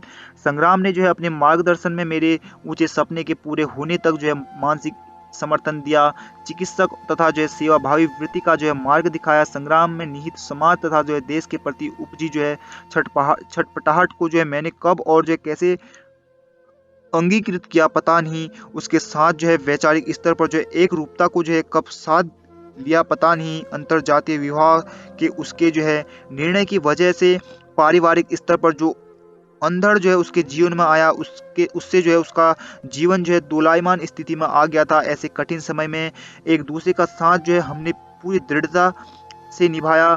हम एक दूसरे का सहारा बन गए थे। यह पड़ाव हमारे लिए जो है महत्वपूर्ण सिद्ध हुआ। ग्रामीण इलाके में अस्पताल बनवाने के इरादे से जो है लेकर सामाजिक बदलाव के लिए जो है जन जागृति के प्रयत्नों में हमारे विचार समान रहे हैं। उसका निस्वार्थ प्रेम ही जो है मेरे मन में सामाजिक जागृति जगाने का जो है मुख्य कारण है। यदि जीवन में संग्राम का जो है प्रवेश न होता, तो पता नहीं मेरी नैया जो है किन किन तूफानों में जो है भटक जाती। मेरे और भी जो है कई मित्र हैं जिन्होंने मेरे जीवन को समृद्ध बनाया। वामन तथा हिम्मत नामक मेरे बचपन के दोस्त भी मेरे सुख दुख के सदैव साझेदार रहे हैं। वामन जो है प्राथमिक स्कूल में जो है शिक्षक हैं और हिम्मत गाँव में जो है खेती संभाले हुए हैं। जब भी मैं छुट्टी लेकर जो है गाँव जाया करता, हमारे घरों में जो है दूर शमशान में जो है रात को जो है हमारा अड्डा होता था। खूब गपशप जो होती थी। हिम्मत जो है गांव की तमाम खबरें मुझे देता। मैं भी जो है उससे जो है अपनी पढ़ाई परीक्षा तथा समस्याओं की जो है खुलकर जो है चर्चा कर लेता था। उनकी प्रतिक्रियाओं से तथा जो है उनके मेरे प्रति दृढ़ विश्वास से जो है मुझे नया जोश मिल जाता था। भले ही वे मेरी हर समस्या को पूरी तरह से जो है समझ न पाते थे, परंतु जो उनके प्रोत्साहन से मैं जो है उल्लासित हो जाता था। हिम्मत से जो है अपनी पढ़ाई की चर्चा जो है इतनी लंबी और गहरी होती थी कि यूपीएससी तथा जो है ऐसी समकक्ष कक्ष जो है परीक्षाओं की के प्रति जो है उसका ज्ञान जो है इतना बढ़ गया है कि वह अन्य लोगों को जो है सरलता से जो है मार्गदर्शन जो है कर सकता है। गांव में मेरी प्रतीक्षा जो है करने वाले मेरे माता पिता के साथ जो है हिम्मत का भी नाम जुड़ता है। इन दोनों के अलावा जो अशोक पिंगले जो सेवाभावी स्थानों में जो है कार्यरत हैं। अध्यापक बना जो है अशोक भावले, प्राइवेट कंपनी में काम करने वाला जलील तथा जो कस्टम विभाग में जो है काम करने वाला नीलकंठ जो है सेलके ने मेरी डूबती नौका को जो है तूफानों से बचाया है, मुझे सहारा दिया है। मेरा चचेरा भाई है दादा, जिसने जो है मुझे स्पर्धा परीक्षाओं से जो है परिचित करवाया। उसने भी जो है इन परीक्षाओं का जो है सामना किया है। अथवा उसकी जो है पुस्तकें मैं बहुत पहले से जो है पढ़ने लगा था। शायद मेरी जो है 7वीं 8वीं कक्षा से ही मैंने जो है उन्हें पढ़ना शुरू कर दिया था। अथवा अतः जिस अनोखी सफलता से जो है मेरी झोली आज भर गई है, वह सफलता जो है एक समुदाय का प्रतिनिधित्व करती है। उसका जो है अस्तित्व जो है मात्र जो है उस वातावरण के संदर्भ में ही लेना चाहिए, ऐसा मेरा मानना है। अब प्रसिद्धि के बादल जो है धीरे धीरे छटने लगे और वास्तविकता का जो है भान आने लगा। अपने आईएएस होने की जो सत्यता का जो अनुभव करने में कुछ दिन बीत गए। उन 3 सुनहरे अक्षरों का जो है जादू चलना आरंभ हो गया है। इससे पहले मैं ग्रुप ए अधिकारी था, परंतु आईएएस नहीं था। गांव का हर व्यक्ति मुझे जो है राम राम करने लगा, सलाम भी करने लगा। कहीं भी निकलते समय लोग मेरी ओर निर्देश करते हुए कुछ फुसफुसाने लगे थे। आसपास के छोटे नेतागण जो है मेरे साथ जो है फोटो खिंचवाने में जो है तत्पर दिखाई देने लगे। बेचारे गरीब अनपढ़ गांववासी कलेक्टर का मतलब समझ नहीं पाए, अतः मैं उनकी जो है किन किन समस्याओं को सुलझा सकता हूँ अथवा किन-किन को जो है नहीं, इसे जानने की उत्सुकता जो है उनके मन में जो अवश्य थी। वे इस भ्रम में भी थे कि कलेक्टर जो है बनते ही मेरा पैदल चलना दूसरे दिन से जो है थम जाएगा। मुझे तुरंत जो है मोटर गाड़ी मिल जाएगी। मेरे वेतन के बारे में वे जानने को जो है उत्सुक रहते। मेरी इस सफलता में जो है उन्हें अनोखा जो है गर्व प्रदान किया उन्हें जो है अनोखा जो है गर्व प्रदान किया था। दूसरे गाँव में जो है ब्याही मेरे गाँव की लड़कियाँ मेरे गाँव में जो है अपनी ससुराल में गर्व से सब कुछ जो है बयान करने लगी थी। कई बार ऐसा भी हुआ कि जो है किसी समारोह में मुझे जो है कुछ बयान करने की ज़रूरत नहीं पड़ती थी, क्योंकि जो है अन्य लोग पहले ही जो सारा बखान कर चुके होते थे। जिले के तमाम स्तरों से मेरी सफलता का गौरवमान हुआ हुआ था। सफलता के इस दौर में जो कई लोगों ने जातीयता की राजनीति को भी उछाला। जातिवाद पर जो आधारित जो है किन्हीं संगठनों ने जो है मेरे घर आकर जो है मुझे जो है हार्दिक बधाइयाँ भी दी, और जो है जिस जातिवाद से मैं शुरू से जो है कोसों दूर रहा हूँ, उसी के प्रति मुझे जो है सजग रहने का जो है मार्गदर्शन भी किया। गाँव में कई मज़ेदार किस्से भी हुए। मेरे गाँव के जो सामने रहने वाले एक सज्जन अपने जो है बेटे की जो है शिकायत लेकर मेरे गाँव आए थे कि वह जो है घर के जो है सभी सदस्यों को खूब परेशान करता है। उन्होंने जो है इस समस्या का जो है हल मुझसे जो है जानना चाहा। मेरे कई दूर के भी रिश्तेदार जो है अपने युवा बेटों की नौकरी की सिफारिश लेकर भी हाजिर हो गए थे। इन सभी को समझाना बड़ा ही मुश्किल काम था। बचपन से मैं बड़ा ही झेपू किस्म का आदमी रहा हूँ। जीवन के हर पड़ाव पर अत्यधिक कठिन समस्याओं से जूझा हूँ मैं। इसके बावजूद जो है इंसान की अच्छाई पर जो है मेरा पूरा विश्वास बना रहा।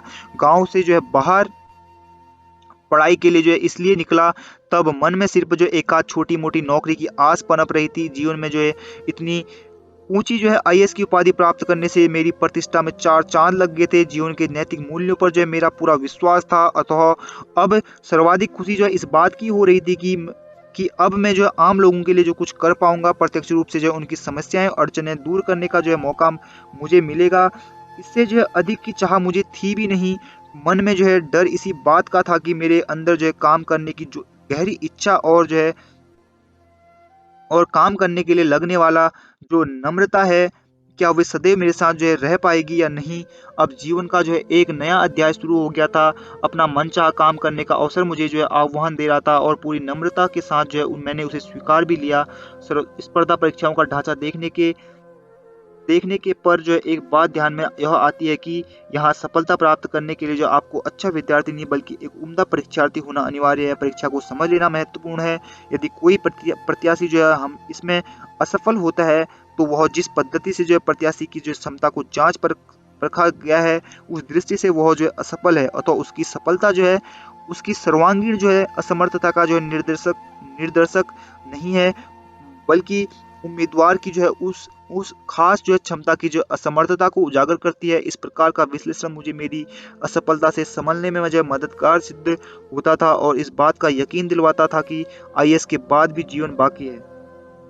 जैसे जैसे मेरी समझ बढ़ती गई, मुझ पर जो है महात्मा फूले आबंडेकर, विवेकानंद, महात्मा गांधी तथा आगर जी के विचारों का जो है गहरा प्रभाव जो है पड़ता गया। फूले जी के निरीश्वरवादी विचार तथा आगरकर जी के जो बुद्धि प्रमाणी विचार जो है मुझे तमाम बातों के प्रति जो है प्रश्न पूछने को जो है बाध्य करने लगे। उनके तर्कशुद्ध जो है विश्लेषण की वजह से मेरी जो है वैचारिक बुद्धि जो है सुलझने लगती थी। बुद्धि प्रमाणवाद की कसौटी पर जो है मुझे प्रश्नों के सटीक जवाब मिलते गए। उन विचारों को जो है स्वामी विवेकानंद के जो है मनुष्य केंद्रित विचारों का समर्थन भी मिलता गया। इसी के फलस्वरूप आगे मैं निरीश्वरवादी बनता गया, और उससे जो है अधिक विश्वास मुझे जो मनुष्य की सामर्थ्य पर होने लगा। सर्वे सर्वा ईश्वर, गॉड अथवा जो अल्लाह मानव की जो मात्र श्रद्धा नहीं, बल्कि यह विश्व के तमाम प्राणी मात्र में जो है निवास करता है। अतः दीन दलितों के चरणों में अर्पित सेवा को मैं सच्ची आराधना समझ मानता हूँ। घंटों बैठकर पूजा आराधना जाप करने के बजाय जो है जरूरतमंद लोगों के लिए जो काम करने से उन गरीबों के चेहरों पर जो खुशी छलकती है, जो संतोष दिखाई देता है, वही मेरे लिए जो अधिक महत्वपूर्ण है। मुझे नहीं लगता कि ईश्वर के अस्तित्व को जो अनुभव करने का कोई दूसरा मार्ग है। आगे चलकर मेरे विचारों का जो है मजबूत पाया जो है कर्मवाद बन गया। मुझे लगता रहा कि जीवन में जो अपने लक्ष्य को प्राप्त करने के लिए जो उचित दिशा में जो सही किए गए प्रयत्न जो है हमें उस तक जो है पहुंचा सकते हैं। भाग्य का जो अपने जीवन पर जो कोई प्रभाव नहीं होता, ऐसा मेरा मानना है। भाग्य का विचार जो है करना भी व्यर्थ है। हम अपनी जो है असफलता का दोष जो है भाग्य के माथे थोपते हैं और अपनी त्रुटियों की ओर अनदेखी करते हैं। इससे बेहतर होगा कि हम अपने काम पर जो है विश्वास करें और निरंतर जो है प्रयत्नशील रहें। तब समस्याओं का समाधान जो है अवश्य मिलकर रहेगा। यानी भाग्य जो है हमारी ओर झुक जाता है और हम अपने ध्येय को साध्य कर लेते हैं। गांधी जी के विचारों को पढ़ने के बाद मेरी श्रद्धा सत्य अहिंसा में बढ़ गई। उनके जो है स्वस्थ और सकारात्मक विचारों ने मुझे निरंतर आगे बढ़ने की प्रेरणा दी। प्रतिकूल परिस्थिति में जो गांधी जी ने जिस तरीके से जनमानस की को एकत्रित किया, उससे जो है मुझे विश्वास हो गया कि जीवन में किसी भी सामाजिक कार्य को जो है पूरा किया जा सकता है। साथ ही मैं जात पात, धर्म, प्रांत जैसे संकुचित विचारों से जो बहुत दूर निकल गया। बचपन के मेरे समस्त जो है अभावों की वजह से मेरे मन में जो लोक कल्याण का विचार जागा और अच्छी कहानियां, चरित्र पढ़ने की वजह से राष्ट्रवाद तथा राष्ट्र का अर्थ भी मेरी समझ में आ गया था। आम लोगों के कल्याण में अपना जीवन जो है समर्पित करने की भावना भी जागी और उम्र के साथ जो है उस विचार में जो है सुधार होता गया। आधुनिक दौर में फैले भोगवाद संस्कृति के चलते भी जो है लोक सेवा का विचार जो है मन में दृढ़ बना रहा। बात यही खत्म नहीं होती। मुझे सिर्फ जो है अपने लिए जीना और किसी काम को सिर्फ पैसों के लिए करना घृणास्पद भी लगने लगा। इसी विचार ने जीवन को जो अच्छी दिशा भी दी। धार्मिक, प्रांतीय तथा जातिवाद से मैं जो दूर रह सका। मेरी कार्यनिष्ठा ही मुझे जो है राष्ट्रनिष्ठा के तथा जो है जनेद्वार के स्तर पर जो है ले गई। उम्र के 10वें जो है 12वें वर्ष से जो है मुझे पुस्तकें पढ़ने में जो है आनंद आने लगा। मेरे छोटे से गांव में ही एक अदना सा वाचनालय था, जहां मैं अखबार में जो प्रमुख समाचार पढ़ लेता था। एरोंडोल से संपर्क बढ़ने पर जो है वहाँ स्थापित स्मृति वाचनालय में जो जाकर अब विस्तार से जो है समाचार पढ़ने का जो चस्का लग गया था मुझे। सिनेमा की जो है खबरों में तथा खेल समाचार में सर्वाधिक रुचि थी। आगे चलकर मेरा अवान्तर कुछ पढ़ने का चस्का इतना बढ़ गया कि उसने जो नशे का रूप धारण कर लिया। यदि किसी दिन मुझे कुछ पढ़ने को न मिला तो शराब के अभाव में जो शराबी की जो हालत हो जाती है, बस मेरी भी वही दशा हो जाती थी। किशोरावस्था में कुछ महान कार्य करने के मंसूबे बनने लगे और अपरिपक्व जो बुद्धि के चलते मेरे पढ़ने का चस्का और बढ़ता गया। अखबारों, पुरानी पत्रिकाओं, जिन कागजों की पुड़ियों में जो है सामान बच कर आता था, उन कागजों को भी मैं पढ़ने की जिद सी जो है रहने लगी। समय के साथ साथ जो है मेरे पढ़ने के स्तर में जब बदलाव आने लगा, उम्र के साथ मेरे उद्देश्य बदलने लगे और मेरा वाचन मेरे लक्ष्य की ओर केंद्रित हो गया। मुझे जो है संधि परीक्षाओं से संबंधित पुस्तकों को जो पढ़ने में आनंद आने लगा। जैसे जैसे जो है मेरी समझ बढ़ती गई, मैं उस साहित्य को जो है पढ़ने लगा जो मेरी जो है बौद्धिक क्षमता को बढ़ावा देने वाला था तथा मेरी व्यथाओं वेदनाओं को जो है निरस्त करने में जो सहायक होता था। वीर पुरुषों के चरित्र, वैचारिक ग्रंथों से मेरे अच्छे वाचन की जो है शुरुआत हुई और फिर मैं दलित, ग्रामीण तथा उपेक्षित वर्ग की जो है व्यथाओं को जो है प्रस्तुत करने वाले जो है साहित्य की ओर मुड़ गया। इस प्रकार के वाचन ने जो है मुझे निरंतर आगे बढ़ने की स्फूर्ति भी दी। सशक्त लेखों के मौलिक साहित्यों ने जो है मैंने मेरे मन में कर दिखाने की दौड़ भी जगाई। साथ ही जो है उचित कार्यप्रणाली का जो है ढांचा मन में जो है तैयार होने लगा। वैचारिक मंथन ने जीवन को सही दिशा दिखाई। दरअसल मुझे जो है शौर्य, पराक्रम आदि का जो है बड़ा आकर्षण रहा और तो कुछ अलग कर दिखाने की जो लगन भी जो है मन में जो है दृढ़ होती गई। मन में समाया डर और संकुचितता नष्ट हो गई। हम इस सब का जो है एक बड़ा ही मजेदार असर यह भी रहा कि मुझे ऐसा लगने लगा कि मेरा मन जो किसी अद्भुत अद्वितीय कार्य हेतु जो है ही हुआ है। ऐसा कुछ किए बगैर जो है इस दुनिया में मुझे जो है विदा नहीं लेनी है आदि पागलपन भरे जो है इन विचारों ने जो है एक ही सही काम यह कर दिया कि मेरे मन से जो है डर को भगाकर मुझ में जो है निडरता भर दी और मेरे हाथों जो है कुछ विपरीत जो है काम न होगा, इस विश्वास को जगाया। इसी के चलते मुझे जो है एक किस्सा याद आया। उस समय मेरी उम्र करीब 12 वर्ष की थी। नासिक से लौटने में मुझे कुछ देर हो गई थी। माही जी गांव के पास पहुंचा जब रात के 9 बज चुके थे। वहां के ताड़े जाने के लिए कोई वाहन उपलब्ध होना कठिन था। सबसे भयानक बात यह थी कि मैंने जो अपने बचपन से सुन रखा था कि पुलिया के पास भूतों का डेरा है। मेरे दुर्भाग्य से वह अमावस की रात थी। चारों ओर घना अंधियारा था। निर्जन राह में पूरी हिम्मत से निकल पड़ा। नदी के पास पहुंचा तो पाया कि परले घाट पर जो एक चिता जो है जल रही है। नदी के ठंडे जल में जो है कदम रखते ही डुबुक की ध्वनि जो है गूंज गई। वह आवाज मेरे ही चलने की थी, परंतु जो है पता नहीं कैसे मन में एक दृढ़ विश्वास जागा कि मुझे जो कुछ भी न होगा। मेरे धीरे धीरे जो आगे बढ़ता गया, मैं धीरे धीरे जो आगे बढ़ता गया। बस उसी पल से मैं हमेशा के लिए जो एक निडर जो है इंसान बन गया। 12वीं और तथा महाविद्यालयीन पढ़ाई के समय मुझे जो इस बात का भी भान हो गया कि मेरा लक्ष्य बहुत दूरी पर स्थित है और उसे प्राप्त करने के लिए जो मुझे एक साथ जो है कई बातों को साध्य करना जो है परम आवश्यक है। जिन महान लोगों के चरित्रों को मैंने पढ़ा था, उन्होंने जो अपने जीवन में अनुशासन और समय को जो है बड़ा महत्वपूर्ण माना था। इसके बगैर जो लक्ष्य प्राप्त करना जो कठिन है, इसे मैं जान गया था। फिर इन्हीं आदतों का मैंने जो अभ्यास किया, व्यायाम, पढ़ाई तथा जो है अवान्तर वाचन के बीच की जो है नियमितता को मैंने जो है बनाए रखा, जिसका लाभ मुझे अवश्य हुआ। वर्तमान काल का यह जीवन जो है गहमा गहमी से जो है भरा हुआ है और जीवन के प्रत्येक क्षेत्र में जो है जानलेवा स्पर्धा निर्मित हो गई है। अच्छे स्कूल में, महाविद्यालय में, इंजीनियरिंग तथा चिकित्सा शाखा में जो दाखिला पाने के लिए भी पूर्व तैयारी करना अनिवार्य सा हो गया है। अच्छे नंबर प्राप्त करना बहुत जरूरी है। साथ ही जो है IIT, IIM, MPSC, UPSC आदि में भी जो है स्पर्धा का स्तर जो उच्च कोटि का हो गया है। आमतौर पर एक गलतफहमी यह भी है कि जिन लोगों की शैक्षिक, आर्थिक एवं सामाजिक जो है पार्श्वभूमि मजबूत है, सिर्फ उन्हीं परिवारों के युवकों को स्पर्धा परीक्षाओं में सफलता प्राप्त होती है। किसी हद तक जो है यह बात ठीक भी है, परंतु जो पूरे पूरे तौर पर जो है कदापि नहीं। मेरे विचार से किसी भी युवक की प्रगति के लिए जो है उसकी गरीबी बाधक नहीं होती है। शुरू के दिनों में जो है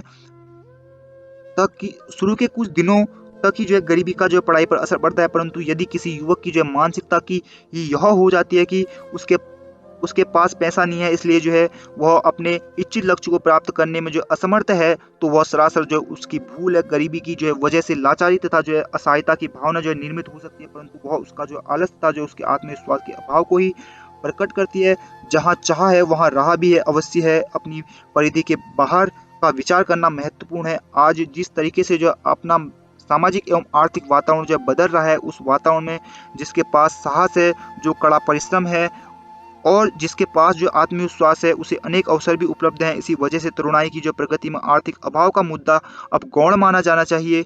अपने अनुभवों के चलते मैं कहता हूँ कि गरीब परिवार के छात्रों को स्कूल तथा महाविद्यालयीन शिक्षा प्राप्त करते समय जो कई तरह की जो समस्याओं के से सामना करना पड़ता है। कई छात्र जो आधी रात में ही जो पस्त भी हो जाते हैं और किसी सरल मार्ग को चुनकर जो उस पर निकल पड़ते हैं। इसी मोड़ पर जो है सबसे बड़ी मानसिक लड़ाई से संघर्ष भी जो करना पड़ता है। यदि एक बार जो है इस बाधा को जो पार कर लिया जाए, तो फिर जो अगली यात्रा के लिए जो बल मिलेगा। इस नई राह पर जो खूब ध्यान से जो आगे बढ़ना होगा। कई बार सही जानकारी के अभाव में अथवा समाज में फैले गलत प्रचार की वजह से जो इन छात्रों को जो है लगने लगता है कि चारों ओर जो अनीति, भ्रष्टाचार एवं सिफारिश का ही बोलबाला है। इस सब में जो है मेरी कैसे निभेगी, फिर किसी जो अनुमान के चलते तो वे निराशा से घिर जाते हैं। ऐसे समय में उन्हें सावधानी से जो है मार्ग पर आगे बढ़ना चाहिए। क्या सच है और क्या झूठ, इसे परखना होगा। चिकित्सक जो है दृष्टि रखनी होगी। मोटे तौर पर जो है किसी बात का अनुमान लगाना, अपनी परिस्थिति को दोष देना और कमजोर मन से जो है पीछे लौट आना तो वाकई बहुत बड़ी गलती है। कुछ छात्रों की बेजोड़ सफलता अथवा जो असफलता भी जो आसपास की तरुणाई पर जो गहरा असर डाल सकती है। यदि किसी देहाती अनपढ़ इलाके से कोई युवक जो है उच्च शिक्षा प्राप्त कर लेता है और उसके बाद जीवन में असफल हो जाता है, तब गांव की समस्त तरुणाई पर जो उसका बहुत गहरा जो है असर जो है अवश्य पड़ता है। किसी भी क्षेत्र में जो है यशस्वी होने के लिए सबसे महत्वपूर्ण बात होती है कि आत्मविश्वास की, किसी लक्ष्य को जो है प्राप्त करने की क्षमता का होना और साध्य करने की लगन जागृत होना ही जो है उस दिशा की ओर बढ़ने गया जो है पहला ही सही कदम होता है। अपने आप में उपजा आत्मविश्वास ही जो है असफलता पर मात देने के लिए प्रेरित करता है, मदद करता है और दोबारा जो है पूरे जोश से कार्य में भिड़ जाने पर जो है मजबूर भी कर देता है। एक बार सही राह पर निकल पड़ो, तब कड़े परिश्रम से पीछे मत हटो। उचित दिशा में जो है किए गए प्रयत्न जो है मंजिल पर अवश्य पहुंचाएंगे। परिश्रम एवं सही दिशा की ओर बढ़ने से कोई समझौता न करे। यहाँ सिर्फ प्रयत्नों को कोई महत्व नहीं है। स्पर्धा के इस युग में वस्तुतः कोई काम कितने समय में हुआ और उससे जो है कितना अधिक लाभ हुआ, यही महत्वपूर्ण मुद्दा है। इसका स्पष्ट अर्थ नहीं है कि सिर्फ मेहनत जो है मूल्यवान साबित नहीं होती है, बल्कि सही दिशा में सही तरीके के लिए जो है से किए गए प्रयत्न ही सफलता दिलवाते हैं। किसी भी उद्देश्य अथवा लक्ष्य को जो प्राप्त करने का कोई खास सूत्र मंत्र नहीं है जिसे जो है अपनाओ और सफलता पाओ। प्रत्येक व्यक्ति के लिए जो उसके कार्य की शुरुआत और उसकी पार्श्वभूमि भिन्न भिन्न होती है। अतः दो व्यक्ति यदि समान मेहनत कर रहे हैं, समान प्रयत्न भी कर रहे हैं, तब भी उन्हें जो है समान स्तर की जो है सफलता मिलेगी। ये ऐसा होना जो है आवश्यक नहीं है। हमारे एक शिक्षक का वाक्य सदैव मेरे स्मरण में रहता है कि सफलता मात्र उसी को मिलती है जिसे जो है उसकी सर्वाधिक जरूरत महसूस होती है, और यही जरूरत जो है उसके प्रयत्नों में जो है प्रतिबिंबित भी होती है। जिन्हें यशस्वी होने की जो है गहरी आस है, ऐसे युवकों को जो अपने उद्देश्य की ओर व्यावसायिक दृष्टि से देखना जरूरी है। जिस प्रकार से कोई कसाई बकरे को जो हलाल करते समय बकरे की प्रति भावुक नहीं रहता, अपितु अपना काम पूरी मुस्तैदी से करता है, ठीक उसी तरह हमें जो अपने उद्देश्यों की ओर जो है भावुक दृष्टि से जो है देखते हुए जो है उन्हें प्राप्त करने के लिए सर्वांगीण प्रयत्नों के साथ उससे जो है भिड़ जाना चाहिए। भावनात्मक बुद्धि और व्यर्थ का जो आत्मविश्वास हमें जो अपने उद्देश्यों के सर्वांगीण विचार से वंचित रखता है और फिर हम असफलता के जो है नजदीक पहुंचते जाते हैं। समयोचित सूझबूझ तथा हिम्मत आदि जो है यदि उम्मीदवार के पास है, तो उनकी जो है उन्नति जो है निश्चित है। समय से निर्णय करना और कार्य को पूरा करने की जिद रखना बड़ा ही महत्वपूर्ण है। जब हम आईएएस परीक्षा के बारे में निर्णय करते हैं, उस समय जो है 3 बातों की ओर ध्यान देना बहुत ही महत्वपूर्ण है। उचित समय में ही परीक्षा देने का निर्णय पक्का करें। खूब सोच विचार कर जो है समय से वैकल्पिक विषयों को चुनें और मार्गदर्शन क्लास में दाखिला लेने का कोई का निर्णय जो है शीघ्र करें। यदि इन सभी निर्णयों को समय से नहीं किया गया तो उनका गहरा असर जो उम्मीदवार की सफलता अथवा असफलता पर जो अवश्य पड़ता है। अब यदि जो है आप किसी व्यावसायिक क्षेत्र की को चुनते हैं तब सबसे पहले जो उस क्षेत्र के लिए जो लगने वाली उपयुक्त मानसिकता को स्वीकारना जरूरी है। ऐसा करने से ही आप उन्नति के शिखर पर पहुंच पाएंगे। उपयुक्त जो है मानसिकता के अभाव में जो है भले ही आपकी जो है कार्य क्षमता जो है बढ़िया है, फिर भी आप जो अपेक्षित सफलता से दूर रह जाते हैं। ऐसा होने पर जो है स्वाभाविक तौर पर जो है आप निराशा से गिर जाते हैं और इस निराशा का असर जो है काम पर जो है पड़ने लगता है। इस दुख चक्र को जो है बनने ही न दें। स्मरण रहे कि प्राइवेट कंपनियों में काम करने हेतु जो है लगने वाली मानसिकता अलग होती है। लोक विमुख नौकरी ही जो है नौकरी की मानसिकता भी जो है अलग होती है और निजी व्यवसाय में तरक्की लाने के लिए जो पूरी तरह से जो है भिन्न गुणों को जो अपनाने पर जो है ध्यान देना महत्वपूर्ण होता है। दोस्तों, यहीं पर माँ मैं कलेक्टर बन गया बुक जो है खत्म होती है। दोस्तों, आशा करता हूँ आपको माँ मैं कलेक्टर बन गया उपन्यास अच्छा लगा होगा और अगर आपको ये उपन्यास अच्छा लगा तो प्लीज़ इसे लाइक, शेयर और सब्सक्राइब जरूर करें। धन्यवाद दोस्तों।